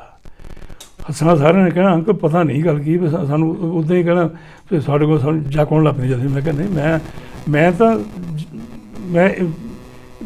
ਤਾਂ ਤੁਹਾਡੀ ਗੱਲ ਅਫਸਰਾਂ ਨਾਲ ਲੜਦਾ ਰਹਿਣਾ ਵੀ ਜੇ ਤੁਸੀਂ ਇਹਨਾਂ ਦੀ ਕੋਈ ਗੱਲ ਕਰਦੇ ਆ, ਤੁਸੀਂ ਇਹਨਾਂ ਦੇ ਨਜਾਇਜ਼ ਕੋਈ ਗੱਲ ਕਰਦੇ ਆ, ਤੁਸੀਂ ਇੱਕ ਕੈਦੀ ਆ, ਇਹਨੇ ਜੋ ਗਲਤੀ ਕੀਤੀ ਕੈਦੀ ਇਹ ਬਣ ਕੇ ਇੱਥੇ ਵਿਚਾਰੇ ਸਜ਼ਾ ਕੱਟ ਰਹੇ ਆ, ਇਨਸਾਨ ਤਾਂ ਸਮਝੋ ਇਹਨਾਂ ਨੂੰ, ਇਨਸਾਨ ਤਾਂ ਹੈਗੇ ਹੀ ਆ, ਇਨਸਾਨ ਸਮਝਿਆ ਜਾਵੇ। ਔਰ ਉਹ ਚੀਜ਼ ਦਾ ਕਾਫੀ ਰਿਗਾਰਡ ਜਦ ਮੈਂ ਹਟਿਆ, ਕਈ ਫਿਰ ਬੰਦੇ ਮੈਨੂੰ ਬਾਅਦ 'ਚ ਮਿਲੇ, ਕਹਿੰਦੇ ਕਾਹਤੇ ਛੱਡ ਗਏ। ਮੈਂ ਕਿਹਾ ਵੀ ਮੈਨੂੰ ਮੇਰੇ ਮੁੰਡੇ ਨੇ, ਮੈਂ ਕਿਹਾ ਮੇਰਾ ਮੁੰਡਾ ਕਹਿੰਦਾ ਹੁੰਦਾ ਸੀਗਾ ਵੀ ਡੈਡ ਜਿੱਦਾਂ ਤੁਸੀਂ ਕਰਦੇ ਆ ਇਹ ਤੁਹਾਡੇ ਲਾਗੇ ਚੈਪਲ ਨਹੀਂ ਲਾਇਕ ਕਰਦੇ, ਇਹ ਤਾਂ ਉਹ ਲਾਇਕ ਕਰਦੇ ਆ ਵੀ ਜਿਹੜੇ ਕੈਦੀਆਂ ਨੂੰ ਕੈਦੀ ਸਮਝ ਕੇ ਉਹਨਾਂ ਨੂੰ ਉੱਦਾਂ ਟਰੀਟ ਕਰਨ। ਮੈਂ ਕਹਿੰਦਾ ਮੈਂ ਗੁਰੂ ਦਾ ਸਿੱਖ ਹਾਂ, ਮੈਂ ਤਾਂ ਇਹਨਾਂ ਨੂੰ ਮੇਰੇ ਸਾਹਮਣੇ ਨਾ ਕੋਈ ਅਫਸਰ ਇਹਨੂੰ ਇਹ ਕਹਿ ਸਕਦਾ ਵੀ ਮੈਂ ਤਾਂ ਇਹਨਾਂ ਨੂੰ ਮੈਂ ਆਪਣੇ ਕਹਿੰਦਾ ਚਾਹ ਦਾ ਕੱਪ ਪੀ ਲਓ, ਬਾਅਦ 'ਚ ਆਪਾਂ ਮੈਨੂੰ ਕਿਸੇ ਨੂੰ ਕੋਈ ਦੁੱਖ ਸੁੱਖ ਦੱਸ ਦਿਓ, ਤੁਹਾਨੂੰ ਵਿੰਗ ਦਾ ਕੇ ਮਿਲ ਲੂੰਗਾ। ਹਰ ਇੱਕ ਨੂੰ ਜੇ ਭਾਵ ਇਹ ਆ ਵੀ ਜਾਣੀ ਅਫਸਰ ਦੇ ਬਾਰੇ ਤੁਸੀਂ ਕਦੇ ਉਹ ਇਹ ਨਹੀਂ ਕਹਿਣਾ, ਅਫਸਰ ਤੁਹਾਨੂੰ ਉਹ ਆਪਣੀ ਡਿਊਟੀ ਕਰ ਰਹੇ ਆ ਜੀ, ਬਿਲਕੁਲ। ਔਰ ਅਫਸਰ ਜਾਣੀ ਬਿਲੀਵ ਕਰ ਰਹੇ ਹੋ ਬਹੁਤ ਹੀ। ਮੁੰਡੇ ਨੇ ਬੜਾ ਨਾਮਣਾ ਖੱਟਿਆ ਸੀਗਾ, ਇਹ ਨਹੀਂ ਮੈਂ ਕਹਿੰਦਾ ਵੀ ਮੈਂ ਗੁਰੂ ਘਰ ਬੈਠਾ, ਉੱਥੇ ਟੀਚਰਾਂ ਦੇ ਉੱਥੇ ਗਵਰਨਰ ਹੁੰਦੀ ਸੀ ਲੇਡੀ, ਉਹ ਵੀ ਬੜਾ ਸਤਿਕਾਰ ਕਰਦੀ ਹੁੰਦੀ ਸੀ ਕਿ ਮੇਰੀ ਸਰਵਿਸ ਵਿੱਚ ਉਹਨੇ ਆ ਕੇ ਬਹਿ ਜਾਣਾ। ਔਰ ਫਿਰ ਉਹਨੇ ਆ ਕੇ ਉਹਨੂੰ ਦੇਖਣਾ, ਕਹਿਣਾ ਵੀ ਮੈਂ ਦੇਖਣਾ ਵੀ ਸਰਵਿਸ ਤੁਸੀਂ ਕਿੱਦਾਂ ਕਰਦੇ ਆ, ਕਿਉਂਕਿ ਮੋਸਟਲੀ ਜਿਹੜੇ ਯੰਗਸਟਰ ਹੁੰਦੇ ਉਹਨਾਂ ਲਈ ਤਾਂ ਇੰਗਲਿਸ਼ ਦੇ ਵਿੱਚ ਕਰਨਾ ਪੈਂਦਾ ਹੁੰਦਾ ਸੀ, ਜਾਣੀ ਜਿੰਨੀ ਵੀ ਪੰਜਾਬੀ ਪਾਠ ਕਰਨਾ ਵੀ ਉਹਦਾ ਮਾੜਾ ਮੋਟਾ ਐਕਸਪਲੇਨ ਕਰਨਾ। ਲੇਕਿਨ ਉਹਨੇ ਕਹਿਣਾ ਵੀ ਮੈਂ ਕਹਿਣਾ ਵੀ ਤੁਸੀਂ ਜਿਵੇਂ ਗਵਰਨਰ ਆ ਤਾਂ ਮੁੰਡਿਆਂ ਕਿਉਂ ਨਹੀਂ ਬੋਲਣਾ ਨਹੀਂ। ਮੈਂ ਕਹਿਣਾ ਨੋ, ਮੈਂ ਕਹਿਣਾ ਮੈਡਮ ਇੱਥੇ ਬੈਠੀ ਆ, ਮੈਂ ਕਹਿਣਾ ਵੀ ਤੁਸੀਂ ਇਹ ਨਾ ਸਮਝੋ ਵੀ ਉਹ ਤੁਹਾਡੇ ਕੋਲ ਜਿੱਦਾਂ ਮੈਂ ਇੱਦਾਂ ਹੀ ਆ ਕੇ ਬੈਠੀ ਆ, ਤੁਸੀਂ ਜਿੱਦਾਂ ਤੁਸੀਂ ਜਿਹੜਾ ਵੀ ਕੁਐਸਚਨ ਪੁੱਛਣਾ ਤਾਂ ਮੈਡਮ ਨੂੰ ਪੁੱਛ ਸਕਦੇ ਆ, ਤੁਹਾਨੂੰ ਉਹ ਜਾਣੀ ਦੀ ਉਹ ਮੈਨੂੰ ਸਾਫ਼ ਇੱਕ ਵਾਰ ਮੈਨੂੰ ਯਾਦ ਆ, ਮੈਂ ਕਿਹਾ ਵੀ ਜੇ ਮੈਡਮ ਤੁਹਾਨੂੰ ਨਹੀਂ ਕਿਸੇ ਕੋਈ ਸਵਾਲ, ਕਹਿੰਦੀ ਮੈਂ ਇਸੇ ਗੱਲ 'ਤੇ ਮੈਂ ਸੁਣਾਉਣਾ ਚਾਹੁੰਦੀ ਹਾਂ ਵੀ ਕੋਈ ਉਹਨਾਂ ਦੇ ਮਨ 'ਚ ਹੋਵੇ ਮੈਨੂੰ ਪੁੱਛੋ, ਮੈਂ ਤੁਹਾਡੇ ਜਿੱਦਾਂ ਤੂੰ ਉੱਥੇ ਮੈਂ ਕਿਉਂਕਿ ਇਹ ਜਿਹੜੇ ਹੁੰਦੇ ਸੀ ਨਾ ਇਹ ਜਾਂਦੇ ਚੈਪਲਨ ਜਾਂਦੇ ਉੱਥੇ ਨਾ, ਉਹਨਾਂ ਦਾ ਡਿਪਟੀ ਗਵਰਨਰ ਵਾਲਾ ਉਹ ਰੈਂਕ ਹੁੰਦਾ ਉਹਦੇ ਉੱਥੇ ਵਿੱਚ ਜਿਹੜਾ ਹੈਗਾ ਕਾਫੀ ਸਤਿਕਾਰ ਦਿੰਦੇ ਹੈਗੇ ਆ। ਅੱਛਾ, ਲੇਕਿਨ ਮੈਨੂੰ ਇਹ ਮੁੰਡੇ ਨੇ ਕਹਿਣਾ ਵੀ ਤੁਸੀਂ ਜਿੱਦਾਂ ਕਰਦੇ ਆ ਤੁਸੀਂ ਇਹਨੇ ਤੁਹਾਨੂੰ ਕਿਸੇ ਦਿਨ ਤੋੜ ਦੇਣਾ। ਮੈਂ ਕਿਹਾ ਤੋੜ ਦੇਣਾ, ਮੈਂ ਕਿਹੜਾ ਵੀ ਇੱਥੇ ਰੋਟੀ ਖਾਣਾ ਇਹਨਾਂ ਦੇ ਸਿਰ 'ਤੇ, ਪਰ ਮੈਂ ਅਸੂਲ ਨਹੀਂ ਆਪਣੇ ਛੱਡ ਸਕਦਾ। ਨਹੀਂ, ਅਸੂਲ ਹੀ ਜ਼ਿੰਦਗੀ ਦਾ ਇੱਕ ਮਾਰਗ, ਅਸੂਲ ਨਹੀਂ ਮੈਂ ਛੱਡ ਸਕਦਾ। ਹਾਂਜੀ ਮੈਂ ਆਪਾਂ ਆਪਣੀ ਵਾਪਸ ਮੋੜ ਦੀ ਗੱਲ 'ਤੇ ਆਈ ਹਾਂ ਆਪਾਂ ਉੱਥੇ ਕਿ ਫਿਰ ਜਦੋਂ ਇੱਥੇ ਤੁਸੀਂ ਕਿਸੇ ਗੁਰਦੁਆਰੇ ਵਿੱਚ ਇਲੈਕਸ਼ਨਾਂ ਲੜੀਆਂ ਨੇ ਜਾਂ ਫਿਰ ਕੋਈ ਕੌਂਸਲ ਦੀ ਪਦਵੀ 'ਤੇ ਤੁਸੀਂ ਇੱਥੇ ਕੁਝ ਯੋਗਦਾਨ ਪਾਇਆ? ਮੈਂ ਬੀਬੀ ਇੱਦਾਂ ਸੀਗਾ, ਗੱਲ ਇਹ ਆ ਵੀ ਮੈਂ ਜਿਸ ਵੇਲੇ ਫਿਰ ਇੱਥੇ ਮੂਵ ਕੀਤਾ, ਇੱਥੇ ਆ ਕੇ ਬਰਮਡ ਕੌਲ ਕਾਸਟ ਜਿਹੜਾ ਹੈਗਾ ਵੱਡੀ ਇਹ 40-50 ਡਿਫਰੈਂਟ ਫਾਰਮਾਂ ਦਾ ਇਹ ਸਮੂਹ ਬਣਿਆ, ਗਰੁੱਪ ਆ ਜਿਹਨੂੰ ਬਰਮਡ ਕੌਲ ਕਾਸਟ ਕਹਿੰਦੇ ਆ। ਇਹਦੇ ਵਿੱਚ ਆ ਕੇ ਮੈਂ DAC ਨੰਬਰ ਦੇ ਵਿੱਚ ਰਾਤਾਂ ਦੀ ਸ਼ਿਫਟ ਚਲੀ, ਉਹ 'ਚ ਲੱਗਾ ਸੀਗਾ ਕਿ 1 ਸਾਲ ਫਿਰ ਲੱਗਾ। ਸਾਲ ਦੇ ਬਾਅਦ ਸ਼ਿਫਟ ਟੁੱਟ ਗਈ ਤਾਂ ਫਿਰ ਮੈਂ ਮੂਵ ਹੋਇਆ ਬਰਮੁਡ ਕੋਲ ਦੂਜੇ ਪਾਰਟ ਮਿਡਲੈਂਡ ਮੋਟਰ ਸਿਲੰਡਰ ਦੇ ਵਿੱਚ। ਹਾਂਜੀ। ਅਤੇ ਉੱਥੇ ਮੈਂ ਜਿਸ ਵੇਲੇ ਲੱਗਾ ਅਤੇ ਉਹਦੇ ਵਿੱਚ ਉੱਦਾਂ ਠੀਕ ਹੈ, ਮੇਰੇ ਵਾਸਤੇ ਕੰਮ ਬੜਾ ਭਾਰਾ ਸੀਗਾ। ਜਦ ਮੈਂ DAC 'ਚ ਲੱਗਾ ਆ ਕੇ ਸ਼ਬਦ ਦਾ ਕੰਮ ਕਰਨਾ ਬਹੁਤ ਔਖਾ ਕੰਮ ਸੀ। ਮੈਂ ਸੋਚਣਾ ਵੀ ਮੈਂ ਸੌਂ ਗਿਆ, ਕੋਈ ਇਹੋ ਜਿਹੀ ਗੱਲ ਕਿਹੜੀ ਹੈਗੀ ਆ। ਅਤੇ ਪਰ ਉਹ ਬੜਾ ਤਗੜਾ ਇਸ ਤਰ੍ਹਾਂ ਕੰਮ ਕੀਤਾ। ਉੱਥੇ ਵੀ ਥੋੜ੍ਹੀ ਰੈਪੂਟੇਸ਼ਨ ਸੀ। ਉਹਨਾਂ ਨੇ ਅਖੀਰ ਜਿਸ ਵੇਲੇ ਸ਼ਿਫਟ ਟੁੱਟੀ ਤਾਂ ਮੈਨੂੰ ਫੋਰਮੈਨ ਨੇ ਉਸ ਵੇਲੇ ਲਿਖ ਚਿੱਠੀ ਲਿਖ ਕੇ ਦਿੱਤੀ ਭਈ ਤੈਨੂੰ ਜੋਬ ਇੱਥੋਂ ਨਹੀਂ ਪਈ, ਫਲਾਣੀ ਫਾਊਂਡਰੀ ਚੱਲ ਜਾ, ਮੇਰੀ ਚਿੱਟ ਦੇ ਦੇ, ਤੈਨੂੰ ਕੰਮ 'ਤੇ ਰੱਖਣਗੇ। ਉਹਨੂੰ ਮੈਨੂੰ ਰਿਕਮੈਂਡ ਕੀਤਾ। ਮੈਂ ਕਿਹਾ ਵੀ ਥੈਂਕ ਯੂ ਵੈਰੀ ਮਚ। ਮੈਂ ਕਿਹਾ ਆਲਰੇਡੀ ਫਲਾਣੀ ਜਗ੍ਹਾ 'ਤੇ ਮੈਂ ਸਟਾਰਟ ਹੋ ਚੁੱਕਾ ਆ ਗਿਆ। ਔਰ ਇੱਥੇ ਜਿਸ ਵੇਲੇ ਮਿਡਲੈਂਡ ਮੋਟਰ ਸਿਲੰਡਰ ਦੇ ਵਿੱਚ ਗਏ ਆ, ਉੱਥੇ ਫਿਰ ਇਹ ਦੇਖਿਆ ਵੀ ਨਵੀਂ ਫਾਊਂਡਰੀ ਸੀ, ਉਹ ਨਵਾਂ ਹੀ ਕੰਮ ਸੀਗਾ। ਉੱਥੇ ਉਹਦੇ ਵਿੱਚ ਜਾ ਕੇ ਫਿਰ 67 ਦੇ ਵਿੱਚ ਵਰਕਰਾਂ ਨੇ ਯੂਨੀਅਨ ਬਣਾਈ। ਉੱਥੇ ਜੀ ਯੂਨੀਅਨ ਬਣਾਈ ਅਤੇ union national society of metal mechanic union ਹੁੰਦੀ ਸੀ, ਪਰ ਉਹ ਮੈਂਬਰਸ਼ਿਪ ਬਹੁਤ ਥੋੜ੍ਹੀ ਸੀ। ਉਹਦੇ ਵਿੱਚ ਇੰਨੀ ਹਿੰਮਤ ਨਾ ਸੀ ਵੀ ਵਰਕਰਾਂ ਦੇ ਵੱਡੇ ਕੇਸ ਲੜ ਸਕਣ। ਅਤੇ ਉਹ ਇੱਕ ਫਾਊਂਡਰੀ ਵਰਕਸ ਯੂਨੀਅਨ ਹੁੰਦੀ ਸੀ ਉੱਥੇ, ਕਿਉਂਕਿ ਜਿਹੜੀ transport general works union biggest union ਹੈ ਇੰਗਲੈਂਡ ਦੇ ਵਿੱਚ, ਇਹਦੀ ਮੈਂਬਰਸ਼ਿਪ ਜ਼ਿਆਦਾ ਆ। ਫਾਊਂਡਰੀ ਵਰਕ ਨੰਬਰ 2 'ਤੇ ਹੈਗੀ ਆ। ਬਾਕੀ ਦੀ ਛੋਟੀ ਯੂਨੀਅਨ ਸੀ। ਉਹਦੇ ਵਿੱਚ ਮੈਂ ਫਿਰ ਉਹ ਵਰਕਾਂ ਕਿਹਾ ਵੀ ਨਹੀਂ ਵੀ ਜੇ ਵੀ ਸ਼ੌਪਸ ਤੋਂ ਆਉਣਾ ਤਾਂ ਤੂੰ ਮੋਰਿਆ, ਨਹੀਂ ਤਾਂ ਯੂਨੀਅਨ ਛੱਡ ਦੇਣੀ ਹੈਗੀ ਆ। ਜੀ ਫਿਰ ਇਹਨਾਂ ਨੇ ਸਾਰਿਆਂ ਨੇ ਮੈਨੂੰ 67 ਦੇ ਵਿੱਚ ਮੈਂ ਫਿਰ ਉੱਥੇ ਜਾਣੀ ਦੀ ਟਰਾਂਸਪੋਰਟ ਜਨਰਲ ਵਰਕ ਯੂਨੀਅਨ ਬਣਾਈ। ਉਹਦਾ ਮੈਂ ਸ਼ੌਪਸ ਜਾਣੀ ਬਣਿਆ, ਮਤਲਬ ਲੀਡਰ ਤੁਸੀਂ ਬਣੇ ਹੋ। ਹਾਂਜੀ ਜੀ। ਅਤੇ ਉਹਦੇ ਵਿੱਚ ਇਹ ਹੁੰਦਾ ਸੀ, ਅਸੀਂ 2 ਜਣੇ ਹੁੰਦੇ ਸੀਗੇ। ਅਤੇ ਉਹਨਾਂ ਸ਼ੌਪ ਹਰ ਸੈਕਸ਼ਨ ਆਪਣੇ ਟੈਕਸੀ ਸ਼ੌਪ ਦੇ 2 ਸ਼ੋਅ ਜੁਦੇ ਹੁੰਦੇ ਸੀ, ਕਿ ਕੋਰ ਸ਼ੌਪ ਦੇ ਜੁਦੇ ਹੁੰਦੇ ਸੀ, ਫਾਊਂਡਰੀ ਸੈਕਸ਼ਨ ਦੇ ਜੁਦੇ, ਕੀਪਰ ਭੱਠੀਆਂ ਦੇ ਜੁਦੇ ਹੁੰਦੇ, ਉਹ ਵੱਖਰੇ ਵੱਖਰੇ ਹੁੰਦੇ ਸੀ। ਲੇਕਿਨ ਉਹਨਾਂ ਵਿੱਚੋਂ ਜਾਣੀ ਸਾਨੂੰ 2 ਬੰਦੇ ਹੁੰਦੇ ਸੀ। ਜਦ ਵੀ ਕੋਈ ਮੀਟਿੰਗ ਹੋਣੀ ਤਾਂ ਉਹਨਾਂ ਆਪਣਾ ਜਿਹੜਾ ਸਾਡੇ ਮੈਂ ਕਹਿਣਾ ਰਣਵੀਰ ਤੂੰ ਜਾ ਪਈ ਵੀ ਤੂੰ ਆਪਣੀ ਤੁਸੀਂ, ਉਹ ਕਹਿਣਾ ਗੁਰਦੇਵ ਸਿੰਘ ਮੈਂ ਚਲੇ ਜਾਂਦਾ ਵੀ ਮੇਰੀ ਗੱਲ ਜਿਹੜੀ ਆ ਜਿੰਨੇ ਚਿਰ ਤੈਨੂੰ ਲੋਕਾਂ ਨੇ ਸੁਣਨਾ ਨਹੀਂ, ਮੇਰੀ ਗੱਲ ਕਿਵੇਂ ਬਣਨੀ ਵੀ ਬੈਟਰ। ਫਿਰ ਮੈਨੇਜਰ ਨੇ ਸਾਨੂੰ ਦੋਨਾਂ ਨੂੰ ਸੱਦਾ ਹੁੰਦਾ, ਹਰ ਮੀਟਿੰਗ ਕੋਈ ਹੋਣਾ ਤਾਂ ਸਾਨੂੰ ਦੋਨਾਂ ਸੱਦਾ, ਕੋਈ ਵੀ ਫਾਊਂਡਰੀ ਹੋਣੀ ਇਕੱਠਿਆਂ ਜਾਣਾ ਉੱਥੇ। ਉੱਥੇ ਜਾ ਕੇ ਹਰ ਗੱਲ ਜਿਹੜੀ ਫਿਰ ਵਰਕਰਾਂ ਨੂੰ ਆ ਕੇ ਦੱਸਣੀ, ਉਹ ਮੇਰੀ ਮੋਸਟਲੀ ਡਿਊਟੀ ਹੁੰਦੀ ਸੀ। ਅਤੇ ਉਹ ਮੈਨੇਜਰ ਨੂੰ ਪਤਾ ਲੱਗ ਗਿਆ ਸੀ ਵੀ ਇਹ ਦੂਜੇ ਦੀ ਗੱਲ ਘੱਟ ਸੁਣਦੇ ਹੈਗੇ ਆ। ਚਾਹੇ ਡਰੈਸ ਦੂਜੇ ਸੈਕਸ਼ਨ ਇਕੱਠਿਆਂ ਨੂੰ ਜਾਂ ਫਿਰ ਸਾਂਝਾ ਕੋਈ ਏਜੰਡਾ ਹੋਣਾ ਤਾਂ ਲਿਆ ਕੇ ਇਕੱਠੇ ਬਾਹਰ ਕੇ ਦੱਸਣੀ। ਸਾਰਿਆਂ ਨੂੰ 200-400 500 ਬੰਦਾ ਹੁੰਦਾ ਸੀਗਾ, ਉਹਦੇ ਵਿੱਚ ਦੱਸਣਾ। ਲੋਕਾਂ ਨੇ ਕਾਫੀ ਉਹਦੇ 'ਚ ਵੀ ਮਾਣ ਦਿੱਤਾ। ਔਰ ਕੋਈ ਚਾਹੇ ਕਿਸੇ ਵੀ ਸੈਕਸ਼ਨ ਦੀ ਕੰਪਲੇਂਟ ਹੋਣੀ, ਕਹਿਣਾ ਮੈਂ ਕਹਿਣਾ ਤੁਸੀਂ ਆਪਣੇ ਸ਼ੌਪਸ ਨੂੰ ਕਹੋ, ਕਹਿਣਾ ਨਹੀਂ ਵੀ ਅਤੇ ਤੁਸੀਂ ਇਹ ਕਰੋ। ਫਿਰ ਚਲੋ ਮੈਂ ਕਹਿਣਾ ਮੈਂ ਕਿਸੇ ਵੀ ਢੰਗ ਨਾਲ ਉਹਨੂੰ ਟੈਕਲ ਕਰਨ ਦੀ ਕੋਸ਼ਿਸ਼ ਕਰਦਾ। ਮੈਂ ਮੈਨੇਜਰ ਨੇ ਜਦੋਂ ਵੀ ਕਿਤੇ ਆਉਣਾ ਫਾਊਂਡਰੀ ਵਿੱਚ ਉਹਨਾਂ ਗੱਲ ਕਰ ਦੇਣੀ ਵੀ ਆਹ ਗੱਲ ਦੇ ਕਹਿਣਾ ਕੋਈ ਨਾ, ਕਹਿੰਦਾ ਮੈਂ ਜਾਂਦਾ ਉੱਥੇ, ਹੁਣ ਆਪ ਚੱਲ ਜਾਣਾ ਜਾ ਕੇ। ਮਤਲਬ ਉਹਦੇ ਵਿੱਚ ਬੜਾ ਮਾਣ ਉੱਥੇ ਮਿਲਿਆ। ਇੱਕ ਸਮਾਂ ਫਿਰ ਇਹ ਵੀ ਆਇਆ ਵੀ ਉਹ ਗੱਲ ਮੈਂ ਹੁਣ ਜ਼ਿਆਦਾ ਐਗਜ਼ੈਜਰੇਟ ਨਹੀਂ ਕਰਨੀ। ਉਹ ਸਮਾਂ ਇਹ ਆਇਆ ਵੀ ਕੋਸ਼ਿਸ਼ ਕੀਤੀ ਉਹਨਾਂ ਨੇ ਵੀ ਕਿਸ ਤਰ੍ਹਾਂ ਇਹਨਾਂ ਨੂੰ ਖਰੀਦਿਆ ਜਾਵੇ। ਠੀਕ ਹੈ। ਅਤੇ ਉਹ ਸਾਨੂੰ ਡਿਫਰੈਂਟ ਪਾਰਟ ਦੇ ਵਿੱਚ ਬਰਮੁਡ ਸੱਦਿਆ ਗਿਆ ਜੀ। ਉੱਥੇ ਸੱਦ ਕੇ ਸਾਨੂੰ ਕੈਸ਼ ਆਫਰ ਵੀ ਦਿੱਤੀ ਗਈ ਜੀ। ਅੱਜ ਮੈਂ ਉਹਦੀ ਉਹ ਫਿਗਰ ਇੱਥੇ ਡਿਸਕਸ ਕਰਦਾ ਚੰਗਾ ਨਹੀਂ ਲੱਗਦਾ ਹੈਗਾ, ਲੇਕਿਨ ਇੰਨੀ ਕਿ ਮੈਂ ਕਹਿੰਦਾ ਉਸ ਫਿਗਰ ਦੇ ਨਾਲ ਵੀ ਜਾਣੀ ਆ ਰੋਡ ਤੋਂ ਪਰਲਾ ਸਮੈਕ ਸਾਰਾ ਖਰੀਦਿਆ ਜਾ ਸਕਦਾ ਸੀਗਾ। ਜਿੰਨੀ ਬਹੁਤ ਜ਼ਿਆਦਾ ਜਾਣੀ ਜਿੰਨੀ ਫਿਗਰ ਉਸ ਵੇਲੇ ਉਹ ਇੱਦਾਂ ਰੱਖ ਲੈਣਾ। ਉਸ ਵੇਲੇ ਇੱਦਾਂ ਹੁੰਦੀ ਸੀ ਨਾ, 1000 ਦਾ 3 ਬੈਡਰੂਮ 1000 ਦਾ ਘਰ ਹੁੰਦਾ ਸੀਗਾ। ਹਾਂਜੀ। 2 ਬੈਡਰੂਮ ਦਾ 500 ਦਾ ਹੁੰਦਾ ਸੀਗਾ।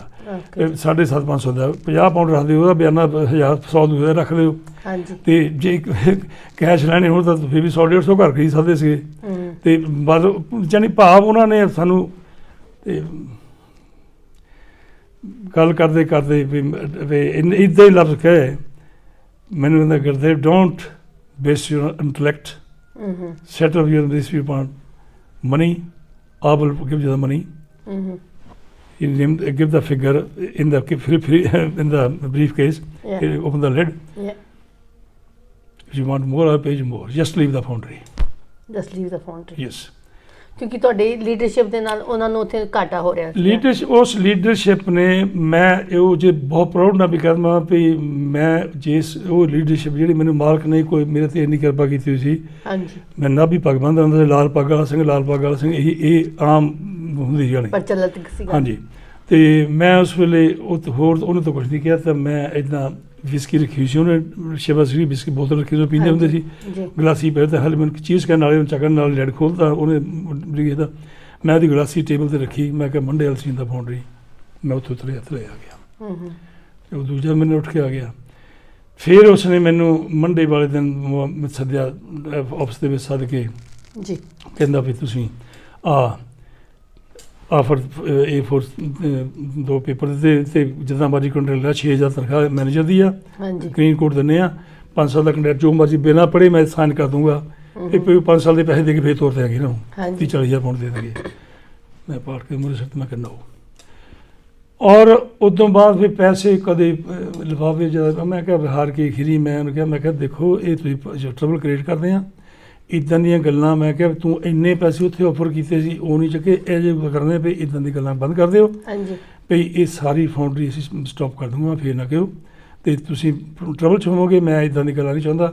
ਮੈਂ ਕਿਹਾ ਵੀ ਨਾ ਮੈਂ ਮੈਨੂੰ ਮਨੀ ਮੁਨੀ ਨਾਲ ਬੜਾ ਪਿਆਰ ਹੈ ਨਹੀਂ ਜੀ, ਮੈਂ ਤਾਂ ਇਹੀ ਕਹਿੰਦਾ ਵੀ ਜੇ ਔਰ ਮਾਲਕ ਨੇ ਜਿਨ ਪੈਦਾ ਕੀਤਾ ਉਹ ਰੋਟੀ ਦੇ ਦੇਗਾ ਰਾਈਟ ਬਿਲਕੁਲ। ਔਰ ਮੈਂ ਇਹ ਕਹਿਣਾ ਮੈਂ ਆ ਗੁਰੂ ਘਰ ਬੈਠਾ, ਜਿੰਨਾ ਮਾਣ ਮੈਨੂੰ ਗੁਰੂ ਘਰ ਤੋਂ ਮਿਲਿਆ ਜਾਂ ਮੈਨੂੰ ਮਾਲਕ ਨੇ ਦਿੱਤਾ ਸਭ ਨੂੰ ਇੰਨਾ ਦੇਵੇ ਜੀ।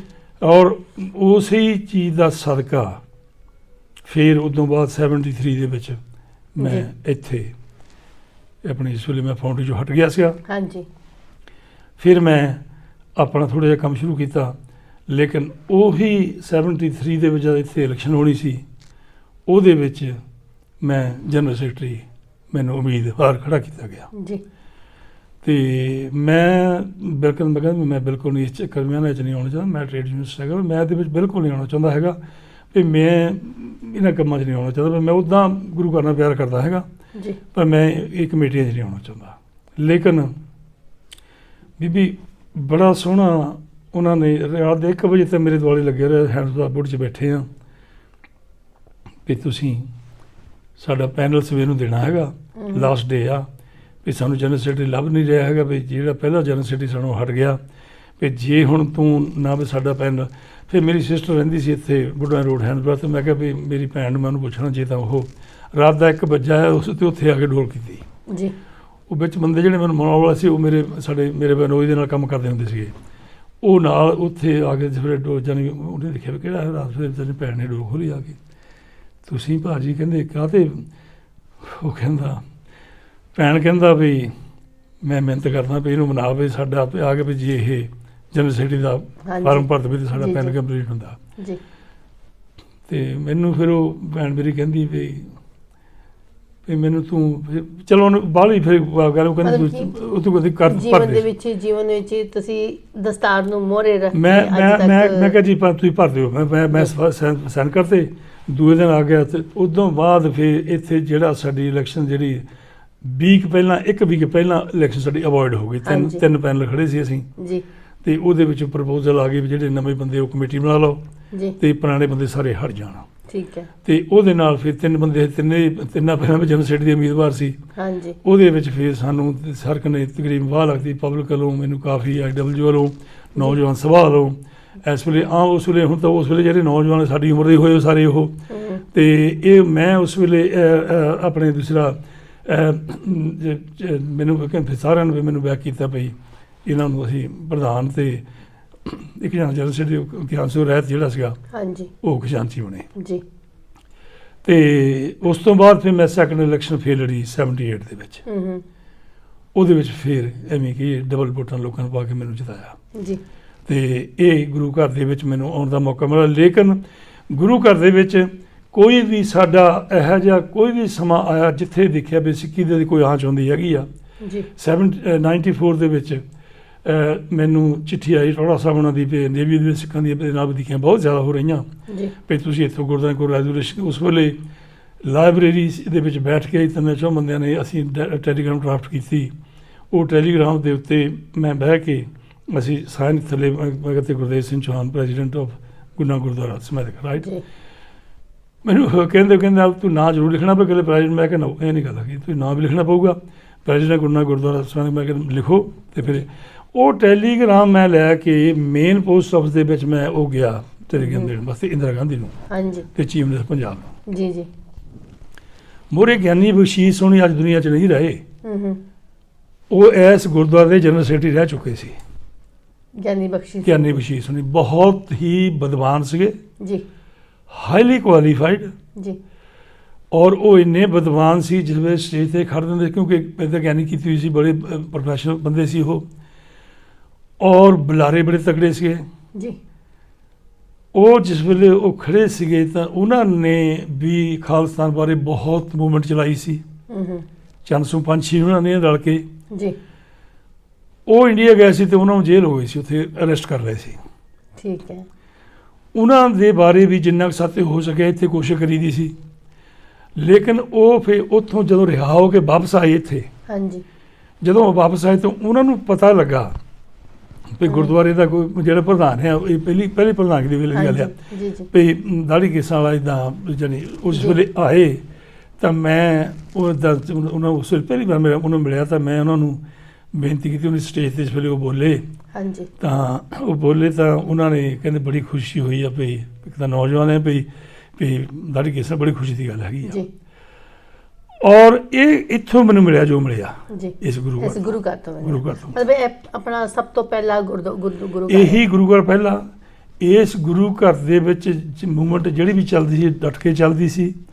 ਔਰ ਖਾਲਿਸਤਾਨ ਮੂਵਮੈਂਟ ਵੀ ਇੱਥੋਂ ਸ਼ੁਰੂ ਹੋਈ ਹੈ। ਔਰ ਮੈਂ ਕਹਿੰਦਾ 400 ਪੰਛੀ ਤੇ ਇਹ ਦੋਨੋਂ ਬੰਦੇ ਮੇਨ ਇੱਥੇ ਮੋਢੀ ਸੀਗੇ। ਜੀ ਔਰ ਇਹਨਾਂ ਨੇ ਇਸ ਵੇਲੇ ਫਿਰ ਇਹਨਾਂ ਦੇ ਨਾਲ ਜਦੋਂ ਕੋਈ ਮੀਟਿੰਗਾਂ ਹੋਣੀਆਂ ਉਹਨਾਂ ਦੇ ਨਾਲ, ਕਿਉਂਕਿ ਉਹ ਆਪ ਡਰਾਈਵ ਨਹੀਂ ਕਰਦੇ, ਮੈਂ ਹੀ ਉਹਨਾਂ ਨੂੰ ਛੱਡ ਜਾਂਦਾ। ਰਾਹ ਦੇ ਵਿੱਚ ਜਾਂਦਿਆਂ ਨੇ ਜੀ ਮੈਨੂੰ ਇਹ ਲਾਹਾ ਹੁੰਦਾ ਸੀ ਵੀ ਜਿੰਨਾ ਵੀ ਟਾਈਮ ਮੈਂ ਇਹਨਾਂ ਨੂੰ ਬਤਾ ਲਊਂਗਾ ਉਹਨਾਂ ਮੈਨੂੰ ਨੌਲੇਜ ਮਿਲਣੀ ਆ। ਬਿਲਕੁਲ ਬਿਲਕੁਲ ਸਹੀ। ਉਹਨਾਂ ਦੇ ਕੋਲ ਉਹ ਜਾਨੀ ਦੀ ਇਉਂ ਸਮਝਦੇ ਹੁੰਦੇ ਸੀ, ਉਹਨੇ ਕਹਿਣਾ ਤੈਨੂੰ ਮੈਂ ਛੋਟਾ ਭਾਈ ਕਹਿ ਲਵਾਂ, ਤੈਨੂੰ ਆਪਾਂ ਬੱਚਾ ਕਹਿ ਲਵਾਂ, ਤੂੰ ਮੇਰੇ ਤੋਂ ਬਹੁਤ ਛੋਟੇ ਆ। ਕਹਿਣਾ ਮੈਂ ਵਰਖਦਾ, ਤੂੰ ਨੌਜਵਾਨ ਆ। ਮੈਂ ਉਹਨਾਂ ਦੇ ਕੋਲੋਂ ਮੈਂ ਇੰਨਾ ਕੁਝ ਸਿੱਖਿਆ। ਉਹਨਾਂ ਕੋਲੋਂ ਤਾਂ ਗਿਆਨੀ ਮੁਲਕ ਸਿੰਘ ਕੋਲੋਂ ਠੀਕ ਹੈ ਬਹੁਤ ਕੁਝ ਸਿੱਖਿਆ।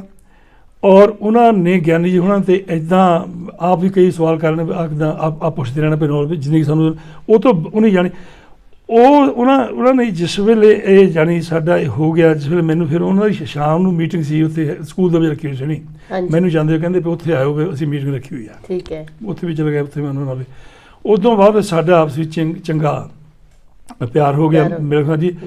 ਅਤੇ ਇੱਥੇ ਫਿਰ ਹੁਣ ਜਿਹੜਾ ਜੋ ਕੁਛ ਵੀ ਸਾਡਾ ਗੁਰੂ ਘਰ ਦੇ ਵਿੱਚ ਮਤਲਬ ਫਿਰ ਸਾਡੇ ਉਸ ਵੇਲੇ ਇੱਥੇ ਆਏ ਲੀਡਰ ਆਪਣੇ ਟੌੜਾ ਸਾਹਿਬ ਹੋਣੀ ਹੋਰ ਦੇ ਇੱਥੇ ਗੁਰਦੁਆਰਾ ਸਾਹਿਬ ਆਏ ਤਾਂ ਗਿਆਨ ਉਹਨਾਂ ਦੇ ਨਾਲ ਸਾਡੇ ਕੋਲ ਸਮਾਂ ਥੋੜ੍ਹਾ ਸੀਮਤ ਹੈ।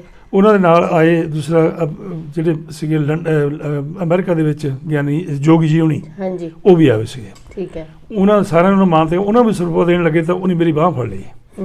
ਮੈਨੂੰ ਕਹਿੰਦਾ ਜੀ ਬੜੀ ਖੁਸ਼ੀ ਦੀ ਗੱਲ, ਜਿੰਨੀ ਵਾਰ ਮੈਂ ਇੱਥੇ ਤੁਹਾਡਾ ਪ੍ਰਧਾਨ ਬਣਨਾ ਰਿਹਾ ਪਤਾ ਨਹੀਂ ਕੇਸਾਂ ਪ੍ਰਧਾਨ, ਬੜੀ ਖੁਸ਼ੀ ਦੀ ਗੱਲ ਆ, ਪਰ ਇਹ ਦੱਸੋ ਵੀ ਇਹ ਸਰੂਪੇ ਦਿੰਦੇ ਵੀ ਨਹੀਂ ਕਦੇ ਸਿੱਖ ਵੀ ਬਣਾ ਆਪ ਨਹੀਂ ਅੰਮ੍ਰਿਤ ਛਕਿਆ।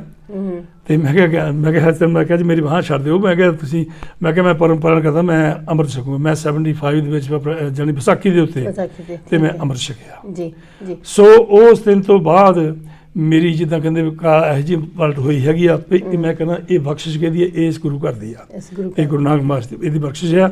ਸੋ ਉਹਦਾ ਸਦਕਾ ਜਿੰਨੀ ਅੱਜ ਤੱਕ ਕੋਈ ਭੀੜ ਪਈ ਆ ਆ ਕੇ ਮਹਾਰਾਜ ਦੇ ਮੋਹਰੇ ਮੱਥਾ ਟੇਕ ਕੇ ਤੁਰ ਪਏ ਆ ਅਤੇ ਮਹਾਰਾਜ ਨੇ ਕਿਹਾ ਅਤੇ ਬਸ 9 ਨੇ ਤਾਂ 12 ਸੇ ਦਾ।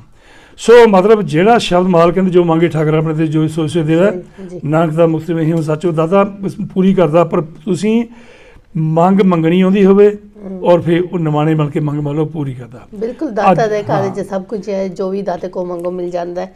ਸੋ ਤੁਹਾਡਾ ਜਿਹੜੇ ਕਿ ਇੰਡੀਆ ਤੋਂ ਨਿਕਲ ਕੇ ਹੁਣ ਤੱਕ ਦਾ ਸਫ਼ਰ ਜਿਹੜਾ ਕਿ ਇੰਗਲੈਂਡ ਦੇ ਵਿੱਚ ਬਿਲਕੁਲ ਸੁਹਾਨਾ ਰਿਹਾ, ਉਹ ਸਿਰਫ ਇਸ ਕਰਕੇ ਕਿ ਤੁਹਾਨੂੰ ਆਪਣੇ ਸਤਿਗੁਰ 'ਤੇ ਪੂਰਾ ਭਰੋਸਾ ਸੀ, ਵਿਸ਼ਵਾਸ ਸੀ ਅਤੇ ਹਰ ਰਾਹ ਤੁਹਾਡੇ ਵਾਸਤੇ ਖੁੱਲ੍ਹਦੇ ਗਏ। ਅਤੇ ਅੱਜ ਤੁਸੀਂ ਨਾਲ ਹੀ ਐਡ ਕਰਨਾ ਉਸ ਵੇਲੇ ਨਿਰੰਕਾਰੀਆਂ ਦਾ ਕਾਢ ਹੋਇਆ।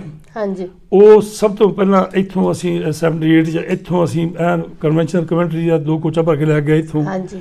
ਔਰ ਉਹਦੇ ਵਿੱਚ ਬੜੀ ਯਾਨੀ ਉੱਥੇ ਨਰਕ ਮੈਨੂੰ ਜ਼ਿਆਦਾ ਮੇਰੀ ਜਦੋਂ ਲਾਸਟ ਐਂਡ ਤੇ ਆ ਕੇ ਮੈਂ ਕਿਹਾ ਗਿਆਨੀ ਜੀ ਇੰਨੀ ਸੰਗਤ ਲੈ ਕੇ ਆਏ ਅਸੀਂ ਜੀ ਵੀ ਮਤਲਬ ਸਾਨੂੰ ਇਹ ਸੁਣਨਾ ਚਾਹੀਦਾ। ਮੈਂ ਕਿਹਾ ਅਸੀਂ ਇੱਥੇ ਗੁਰਦੁਆਰੇ ਦਾ ਸਾਡੇ ਦਾ ਨਾਂ ਆ ਤੇ ਮੈਂ ਉਸ ਵੇਲੇ ਉੱਠ ਕੇ ਮੈਂ ਕਿਹਾ ਤੁਸੀਂ ਬੋਲੀ ਜਾਂਦੇ ਨਿਰੰਕਾਰੀ, ਮੈਂ ਕਿਹਾ ਨਿਰੰਕਾਰੀ ਕਦ ਕਹਿੰਦੇ ਨਰਕਧਾਰੀ ਆਏ।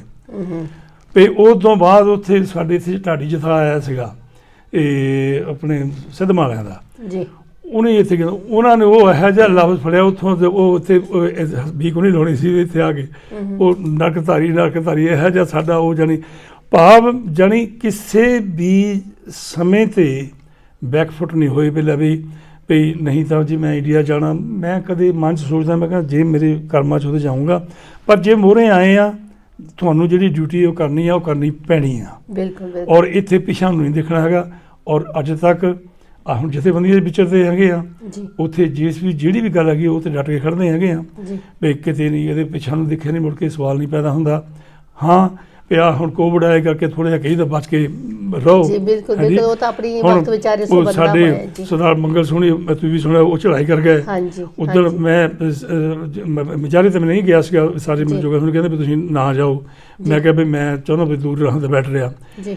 ਉੱਧਰ ਮੈਨੂੰ ਫਿਰ ਮੈਂ ਜੋਗਾ ਸਮਝ ਕੇ ਕਹਿੰਦੇ ਅਸੀਂ ਜਾ ਰਹੇ ਕਾਰ 'ਚ ਬਹਿਣ ਲੱਗੇ ਕਹਿੰਦੇ ਮੈਂ ਇਹ ਹੈਰਾਨ ਹੋ ਗਿਆ ਜਦ ਮੈਂ ਵੀ ਪਿੱਛੇ ਜਾ ਖੜਾ ਹੋਇਆ ਮੈਂ ਆਪਣੇ ਨੂੰ ਸਟਾਪ ਨਹੀਂ ਕਰ ਸਕਿਆ। ਮੈਂ ਕਿਹਾ ਸਭ ਮੰਗਲ ਸਿੰਘ ਅਸੀਂ ਇਕੱਠੇ ਮੀਟਿੰਗ 'ਚ ਬਹਿੰਦੇ ਰਹੇ ਆ ਵੀ ਅੱਜ ਉਹ ਵਿਚਾਰਾ ਨਹੀਂ ਮੈਂ ਅੰਤਿਮ ਦਰਸ਼ਨ ਉਹਦੇ ਕਰਨੇ ਆ ਵੀ ਮੈਂ ਕਿਉਂ ਨਾ ਜਾਵਾਂ ਉੱਥੇ।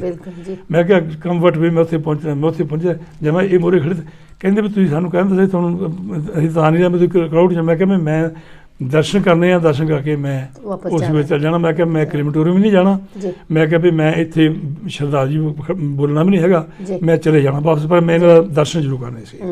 ਸੋ ਭਾਵ ਇਹ ਹੈਗਾ ਵੀ ਜਿਹੜੇ ਸਾਥੀ ਵਿਛੜ ਗਏ ਉਹਨਾਂ ਦੀ ਵੀ ਦੁੱਖ ਤਾਂ ਬਹੁਤ ਹੈਗਾ, ਪਰ ਇਹ ਆ ਵੀ ਮੈਂ ਇਸ ਗੱਲ 'ਤੇ ਬੜਾ ਮਨ ਖੁਸ਼ ਹੁੰਦਾ ਵੀ ਬਹੁਤਾ ਮੇਰੇ ਨਾਲ ਕਿਸੇ ਦਾ ਬਹੁਤਾ ਇੱਦਾਂ ਵੀ ਨਹੀਂ ਜਾਂ ਕੋਈ ਮੇਰੇ ਨਾਲ ਕੋਈ ਮੈਂ ਕਹਿੰਦਾ ਮੇਰੇ ਨਾਲ ਸਾਰੇ ਮੈਨੂੰ ਬੜਾ ਪਿਆਰ ਕਰਦੇ ਹੈਗੇ ਆ। ਮਤਲਬ ਕਿ ਹਰ ਇੱਕ ਦੇ ਨਾਲ ਤੁਸੀਂ ਆਪਣੇ ਬੋਲਣ ਦੇ ਰਾਹੀਂ ਚੰਗੀ ਸਾਂਝ ਬਣਾ ਕੇ ਰੱਖੀ ਹੋਈ ਹੈ। ਸੋ ਚੰਗੇ ਬੋਲਾਂ ਦੇ ਮਿੱਠੀ ਬੋਲੀ ਦੇ ਨਾਲ ਹਰ ਇੱਕ ਨੂੰ ਪਿਆਰ ਸਨੇਹ ਹਰ ਇੱਕ ਦੀ ਮਦਦ ਕਰਕੇ ਤੁਸੀਂ ਇੰਗਲੈਂਡ ਦੀ ਐਸੇ ਸਮੇਂ 'ਚ ਪਹੁੰਚੇ ਹੈਗੇ ਹੋ। ਸੋ ਮੈਂ ਆਪ ਜੀ ਦਾ ਬਹੁਤ ਬਹੁਤ ਧੰਨਵਾਦ ਕਰਦੀ ਹਾਂ। ਕੋਈ ਇਹੋ ਜਿਹੀ ਗੱਲ ਜੀ ਇੱਕ ਥੋੜ੍ਹੀ ਹੋਰ ਦੱਸਦੇ ਹਾਂ ਜੀ। 3 ਦਿਨ ਆਏ ਨੂੰ ਹੋਏ ਸੀ, ਸੰਡੇ ਆਇਆ ਮੈਂ ਹਾਂਜੀ, ਮੰਡੇ ਟਿਊਜ਼ਡੇ ਵੈਨਸਡੇ ਵਾਲਾ ਦਿਨ ਡਿਵੀਨੀ ਸਿਨੇਮਾ ਦੇ ਮੋਹਰੇ ਮੈਂ ਤੁਰਿਆ 63 ਦੀ ਗੱਲ ਆ। ਹਾਂਜੀ, ਉੱਥੇ ਮੋਹਰੇ ਆਇਆ ਆਉਂਦੇ ਮੋਹਰੇ ਮਹਿੰਦਰ ਸਿੰਘ ਪੱਡਾ ਆਈਡੀਬਲ ਜਿਹਦਾ ਹੁੰਦਾ ਸੀਗਾ ਉਹ ਮੋਹਰੇ ਕਹਿੰਦਾ ਭਾਜੀ ਸਤਿ ਸ਼੍ਰੀ ਅਕਾਲ ਜੀ ਸਤਿ ਸ਼੍ਰੀ ਅਕਾਲ।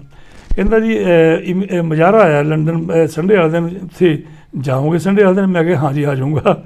ਮੈਨੂੰ ਕੋਈ ਪਤਾ ਇਮੀਗ੍ਰੇਸ਼ਨ ਦੇ ਬਾਰੇ ਮਜ਼ਾਰਾ ਸੀਗਾ ਐਕਟ ਦੇ ਬਾਰੇ ਤੇ ਮੈਂ ਜਦੋਂ ਆ ਕੇ ਮੈਂ ਸੰਡੇ ਮਜ਼ਾਰੇ 'ਤੇ ਜਾਣਾ ਤਾਂ ਮੇਰੇ ਤਾਇਆ ਜੀ ਸਾਰੇ ਕਹਿੰਦਾ ਅਸੀਂ ਇੰਨੇ ਚਿਰ ਤੂੰ ਇਹ ਹੋਂਦ ਕੀ ਕਰਨ ਲੱਗ ਪਿਆ। That was the first day ਮੇਰਾ ਮਜ਼ਾਰੇ ਸਾਰੀ ਜ਼ਿੰਦਗੀ ਮਜ਼ਾਰਾ 'ਚ ਲੰਘ ਗਈ ਹੈਗੀ ਆ। ਕੋਈ ਮੇਰਾ ਖਿਆਲ ਕੋਈ ਵਿਰਲਾ ਮਜ਼ਾਰਾ ਜਿਹੜਾ ਮੈਂ ਮਿਸ ਕੀਤਾ ਹੋਊਗਾ, ਮੈਂ ਜ਼ਿੰਦਗੀ ਕੋ ਮਜ਼ਾਰਾ ਮਿਸ ਨਹੀਂ ਕੀਤਾ ਹੈਗਾ। ਔਰ ਐਜ਼ ਅ ਲੀਡਰ ਕੋਈ ਚਾਹੇ ਇਮੀਗ੍ਰੇਸ਼ਨ ਦੇ ਬਾਰੇ ਪਹਿਲਾਂ ਅਫਰੀਕਾ ਦੇ ਬਾਰੇ ਰੋਡੇਸ਼ੀਆ ਦੇ ਬਾਰੇ ਬਹੁਤ ਮਜ਼ਾਰੇ ਹੁੰਦੇ ਸੀ, IWA ਬਾਰੇ ਕਰ ਦਿੰਦੀ ਸੀ। ਜਿਹੜਾ ਵੀ ਮਜ਼ਾਰਾ ਹੋਣਾ ਜਾਂ ਯੂਨੀਅਨ ਦਾ ਕੋਈ ਮਜ਼ਾਰਾ ਹੋਣਾ ਕੋਈ ਮਜ਼ਾਰਾ ਨਹੀਂ ਛੱਡਿਆ, ਹਰ ਜਗ੍ਹਾ ਗਏ ਹਾਂ। ਕਾਸ਼ ਕੇ ਮਨ ਦੇ ਵਿੱਚ ਇਹ ਹੁੰਦਾ ਸੀਗਾ ਵੀ ਹਾਂ ਜੇ ਮੂਹਰੇ ਆਏ ਆ ਤਾਂ ਪਿੱਛੇ ਨਹੀਂ ਹਟਣਾ, ਮੂਹਰੇ ਹੋ ਕੇ ਆਪਣੇ ਹਿੱਸ ਦਿਖਾ ਲਓ। ਇਹ ਨਾ ਕਹੋ ਸਾਨੂੰ ਗਵਰਨਮੈਂਟ ਕੀ ਕਹੂਗੀ।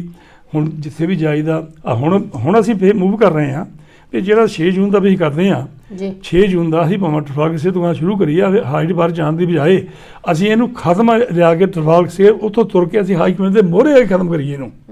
ਜਿਹਨੇ ਸਾਨੂੰ ਇਹ ਜ਼ਖਮ ਦਿੱਤੇ ਆ ਉਹਨਾਂ ਦੇ ਮੋਹਰੇ ਬੇਟੇ ਸਾਫਾ ਕਰੀਏ। ਸੋ ਮੈਂ ਆਖਰੀ ਇਹੀ ਕਹੂੰਗਾ ਮੇਰੇ ਜਿੰਨੇ ਵੀ ਕਲੀਗ ਹੈਗੇ ਆ ਮੈਂ ਜਿਹੜੀ ਲਫ਼ਜ਼ ਕਹਿ ਰਿਹਾ ਵੀ ਆਪਾਂ ਇਹ ਜ਼ਰੂਰ ਪਾਸ ਕਰੀਏ ਇਨ ਫਿਊਚਰ ਦੇ ਵਿੱਚ, ਕਿਉਂਕਿ ਸਾਰੇ ਬੰਦੇ ਬਹੁਤ ਤਗੜਾ ਕੰਮ ਕਰਨ ਵਾਲੇ ਹੈਗੇ ਆ ਜਿੰਨੇ ਵੀ ਸਿੱਖ ਫੈਡਰੇਸ਼ਨ ਦੇ ਵਿੱਚ ਬੜੇ ਤਗੜਾ ਕੰਮ ਕਰਦੇ ਹੈਗੇ ਆ। ਔਰ ਖਾਸ ਕਰ ਜਿਹੜੇ ਮੈਂ ਸਾਰਿਆਂ ਨੂੰ ਬੇਨਤੀ ਕਰਾਂਗਾ ਵੀ ਅਸੀਂ ਇਹ ਜ਼ਰੂਰ ਪਾਸ ਕਰ ਰਹੀਏ ਵੀ ਜਿਹੜਾ ਅਗਲਾ ਹੋਇਆ ਮਜ਼ਾਰਾ ਉਹ ਅਸੀਂ ਭਾਵੇਂ ਟਰਫਾਲਗਰ ਸੇ ਜਿੱਥੋਂ ਆਵੇ ਅਸੀਂ ਹਾਈ ਕਮੇਟੀ ਦੇ ਮੋਹਰੇ ਰਹਿ ਕੇ ਉਹਨੂੰ ਖਤਮ ਕਰੀਏ ਤਾਂ ਕਿ ਉਹਦੇ ਨਾਲ ਉਹਨਾਂ ਨੂੰ ਕਿਉਂਕਿ ਉਹਨੇ ਸਾਨੂੰ ਇਹ ਜੋ ਵੀ ਅੱਜ ਤੱਕ ਜੋ ਸਾਨੂੰ ਜ਼ਖਮ ਦਿੱਤੇ ਉਹਨੇ ਦਿੱਤੇ ਹੈਗੇ ਆ। ਬਿਲਕੁਲ ਜੀ। ਸੋ ਮੇਰੀ ਵੱਧ ਗੱਲ ਇਹ ਤੇ ਖਿਮਾ ਦਾ ਜੱਟ ਗਿਆ ਜੀ। ਹਾਂਜੀ, ਸੋ ਬਹੁਤ ਬਹੁਤ ਧੰਨਵਾਦ ਹੈ ਆਪ ਸਮੁੱਚੀ ਸੰਗਤਾਂ ਦਾ ਐਂਡ ਸਰਦਾਰ ਗੁਰਦੇਵ ਸਿੰਘ ਜੀ ਚੌਹਾਨ ਦਾ ਜਿਨ੍ਹਾਂ ਨੇ ਬਹੁਤ ਹੀ ਚੰਗੇ ਵਿਚਾਰਾਂ ਨਾਲ ਆਪ ਜੀ ਦੇ ਨਾਲ ਸਾਂਝ ਪਾਈ ਹੈ। ਜੋ ਇਹਨਾਂ ਨੇ ਪੰਜਾਬ ਤੋਂ ਹੱਡ ਬੀਤੀ ਹੈ, ਜੋ ਬਚਪਨ ਵਿੱਚ ਇਹਨਾਂ ਨੇ ਦੇਖਿਆ ਅਤੇ ਜੋ ਇੱਥੇ ਆ ਕੇ ਸੰਘਰਸ਼ ਹੋਇਆ, ਜਿੱਥੇ ਹਮੇਸ਼ਾ ਹੀ ਇਹ ਅੱਗੇ ਹੋ ਕੇ ਪਹਿਲ ਅੱਗੇ ਕਰਕੇ ਆਪਣੀ ਹਰ ਇੱਕ ਦੇ ਨਾਲ ਡਟ ਕੇ ਮੁਕਾਬਲਾ ਕੀਤਾ, ਚਾਹੇ ਫੈਕਟਰੀ 'ਚ ਕੰਮ ਕਰਨ ਵਾਸਤੇ ਜਾਂ ਕਿਸੇ ਹੋਰ ਦੇ ਖਿਲਾਫ ਕੋਈ ਅਨਿਆਏ ਹੁੰਦਾ ਹੋਵੇ ਉੱਥੇ ਇਹ ਡਟ ਕੇ ਖੜੇ, ਉਹਨਾਂ ਦਾ ਸਹਿਯੋਗ ਦਿੱਤਾ ਇਹਨਾਂ ਨੇ ਪਿਆਰ ਦੇ ਨਾਲ। ਤੇ ਹਰ ਇੱਕ ਥਾਂ ਵਿੱਚ ਆਪਣੇ ਦੋਸਤਾਂ ਮਿੱਤਰਾਂ ਨਾਲ, ਕੋਲੀਗ ਨਾਲ, ਫੋਰਮੈਨ ਨਾਲ, ਹਰ ਇੱਕ ਨਾਲ ਚੰਗੀ ਸਾਂਝ ਇਹਨਾਂ ਦੀ ਰਹੀ ਹੈ। ਤੇ ਜਿੱਥੇ ਵੀ ਗੱਲ ਸਿੱਖੀ ਦੀ ਆਉਂਦੀ ਹੈ ਉੱਥੋਂ ਵੀ ਇਹਨਾਂ ਨੇ ਆਪਣਾ ਗਰਾਊਂਡ ਛੱਡ ਕੇ ਜਾਣ ਦੀ ਕਦੀ ਸੋਚੀ ਨਹੀਂ ਹੈ। ਅੱਗੇ ਗਏ ਨੇ, ਪਿਛਾਂ ਨੂੰ ਇਹਨਾਂ ਨੇ ਮੁੜ ਕੇ ਦੇਖਿਆ ਨਹੀਂ ਹੈ। ਸੋ ਇਹੋ ਜਿਹੇ ਸਿੱਖ ਸਰਦਾਰਾਂ ਨੂੰ ਦੀ ਹਮੇਸ਼ਾ ਹੀ ਕੌਮ ਨੂੰ ਲੋੜ ਹੁੰਦੀ ਹੈ ਤੇ ਇਹੋ ਜਿਹੀਆਂ ਤੋਂ ਸਾਨੂੰ ਜੀਵਨ ਦੇ ਵਿੱਚ ਕਾਫੀ ਚੰਗੀਆਂ ਪ੍ਰੇਰਨਾ ਮਿਲਦੀਆਂ ਨੇ। ਅਸੀਂ ਆਸ ਕਰਾਂਗੇ ਕਿ ਅਗਲੇ ਆਉਣ ਵਾਲੇ ਇੱਕ ਹੋਰ ਗੱਲ, ਹਾਂਜੀ ਅੱਜ ਵੀ ਕਿਸਾਨ ਮੋਰਚਾ ਲਗਾਇਆ, ਜੀ ਕਿਸਾਨ ਡਟ ਕੇ ਖੜੇ ਆ ਔਰ ਜਿੰਨਾ ਸਾਥੋਂ ਹੋ ਸਕਿਆ ਫੰਡ ਵੀ ਬਥੇਰਾ ਭੇਜ ਚੁੱਕੇ ਹਾਂ ਉੱਥੇ, ਜੀ ਔਰ ਹੁਣ ਵੀ ਕੋਸ਼ਿਸ਼ ਗਾਹਾਂ ਕਰ ਰਹੇ ਹਾਂ ਵੀ ਜੋ ਵੀ ਉੱਥੋਂ ਕਾਲ ਆਵੇ ਅਸੀਂ ਉਹਦੇ ਨਾਲ ਡਟ ਕੇ ਖੜੇ ਹੈਗੇ ਆ। ਜੀ। ਉਹ ਵੀ ਮੋਰਚਾ ਜਿੱਤਣਾ, ਅਸੀਂ ਹਰ ਵੇਲੇ ਨਾਲ ਖੜੇ ਹੁੰਦੇ। ਔਰ ਕੋਈ ਇਹ ਨਹੀਂ ਹੈਗਾ ਪਹਿਲਾਂ ਵੀ ਕਿਸਾਨ ਸਾਡੇ ਵੀਰ ਇਕੱਲੇ ਆ, ਕਿਉਂਕਿ ਕਿਸਾਨੀ ਆ ਤਾਂ ਅਸੀਂ ਆ, ਜੇ ਕਿਸਾਨ ਨਹੀਂ ਤਾਂ ਰੋਟੀ ਨਹੀਂ, ਸਭ ਕੁਝ ਸਾਡਾ ਖਤਮ ਆ। ਬਿਲਕੁਲ ਜੀ, ਬਿਲਕੁਲ ਸਹੀ ਗੱਲ ਹੈ। ਕਿਸਾਨਾਂ ਦੇ ਨਾਲ ਵੀ ਇਹ ਡਟ ਕੇ ਆਪਣਾ ਯੋਗਦਾਨ ਪਾ ਰਹੇ ਨੇ ਤੇ ਕਿਸਾਨੀ ਮੋਰਚੇ ਨੂੰ ਆਪਾਂ ਜਿਤਾਉਣਾ ਵੀ ਹੈ। ਕਿਸਨੇ? ਅਸੀਂ ਤੇ ਤੁਸੀਂ, ਸਾਡੀ ਆਵਾਜ਼ ਨੇ, ਸਾਡੇ ਤੁਹਾਡੇ ਸਹਿਯੋਗ ਨੇ। ਅਸੀਂ ਸਾਰਿਆਂ ਨੇ ਕਿਸਾਨਾਂ ਵਾਸਤੇ ਵੀ ਆਪਣਾ ਹਾਂ ਦਾ ਨਾਰਾ ਮਾਰਨਾ ਤੇ ਇਸ ਜੰਗ ਨੂੰ ਜਿੱਤਣਾ ਹੈ। ਜਿੱਥੇ ਅਸੀਂ ਇੰਨੀਆਂ ਜੰਗਾਂ ਜਿੱਤ ਕੇ ਅੱਗੇ ਆ ਚੁੱਕੇ ਹਾਂ, ਇੰਨੇ ਮੁਕਾਮ ਹਾਸਲ ਕੀਤੇ ਨੇ, ਇਹ ਆਪਣੀ ਕਿਸਾਨੀ ਤੇ ਕਿਸਾਨੀਅਤ ਨੂੰ ਬਚਾਉਣਾ ਸਾਡਾ ਹਰ ਗੁਰਸਿੱਖ ਦਾ ਫਰਜ਼ ਬਣਦਾ ਹੈ, ਹਰ ਇੱਕ ਬੰਦੇ ਦਾ ਫਰਜ਼ ਬਣਦਾ ਹੈ। ਜਿੰਨੇ ਵੀ ਅਸੀਂ ਵਰਲਡ ਵਿੱਚ, ਜਿੰਨੇ ਵਿੱਚ ਰਹਿੰਦੇ ਪਏ ਹਾਂ, ਕਿਸਾਨ ਦੀ ਹਾਂ ਦੇ ਵਿੱਚ ਨਾਰਾ ਮਾਰਨਾ ਸਾਡਾ ਆਪਣਾ ਫਰਜ਼ ਹੈ। ਸੋ ਮੈਂ ਧੰਨਵਾਦ ਕਰਾਂਗੀ ਭਾਈ ਗੁਰਦੇਵ ਸਿੰਘ ਜੀ ਦਾ, ਬਹੁਤ ਬਹੁਤ ਧੰਨਵਾਦ। ਇਹਨਾਂ ਨੇ ਆਪਣਾ ਕੀਮਤੀ ਸਮਾਂ ਸਾਨੂੰ ਬਖਸ਼ਿਸ਼ ਕੀਤਾ। ਆਪ ਸਰੋਤਿਆਂ ਦਾ ਵੀ ਧੰਨਵਾਦ ਕਰ ਦਾਂਗੀ। ਆਪ ਜੀ ਸਾਡੇ ਪ੍ਰੋਗਰਾਮ ਨੂੰ ਦੇਖਣਾ, ਕਮੈਂਟ ਦੇਣਾ। ਜਿੱਥੇ ਕੋਈ ਗੱਲ ਚੰਗੀ ਲੱਗੀ ਤਾਂ ਪੱਲੇ ਬੰਨ ਜਾਣਾ, ਕੋਈ ਗੱਲ ਚੰਗੀ ਨਾ ਲੱਗੀ ਤਾਂ ਸਾਨੂੰ ਜ਼ਰੂਰ ਦੱਸਣਾ, ਅਸੀਂ ਸੁਧਾਰ ਜ਼ਰੂਰ ਕਰਾਂਗੇ। ਧੰਨਵਾਦ। ਅਗਲੀ ਵਾਰੀ ਮਿਲਾਂਗੇ ਇੱਕ ਨਵੀਂ ਸ਼ਖਸੀਅਤ ਦੇ ਨਾਲ। ਆਓ ਫਤਿਹ ਬੁਲਾਉਂਦੇ ਹਾਂ ਇੱਥੇ ਹੀ। ਵਾਹਿਗੁਰੂ ਜੀ ਕਾ ਖਾਲਸਾ, ਵਾਹਿਗੁਰੂ ਜੀ ਕੀ ਫਤਿਹ।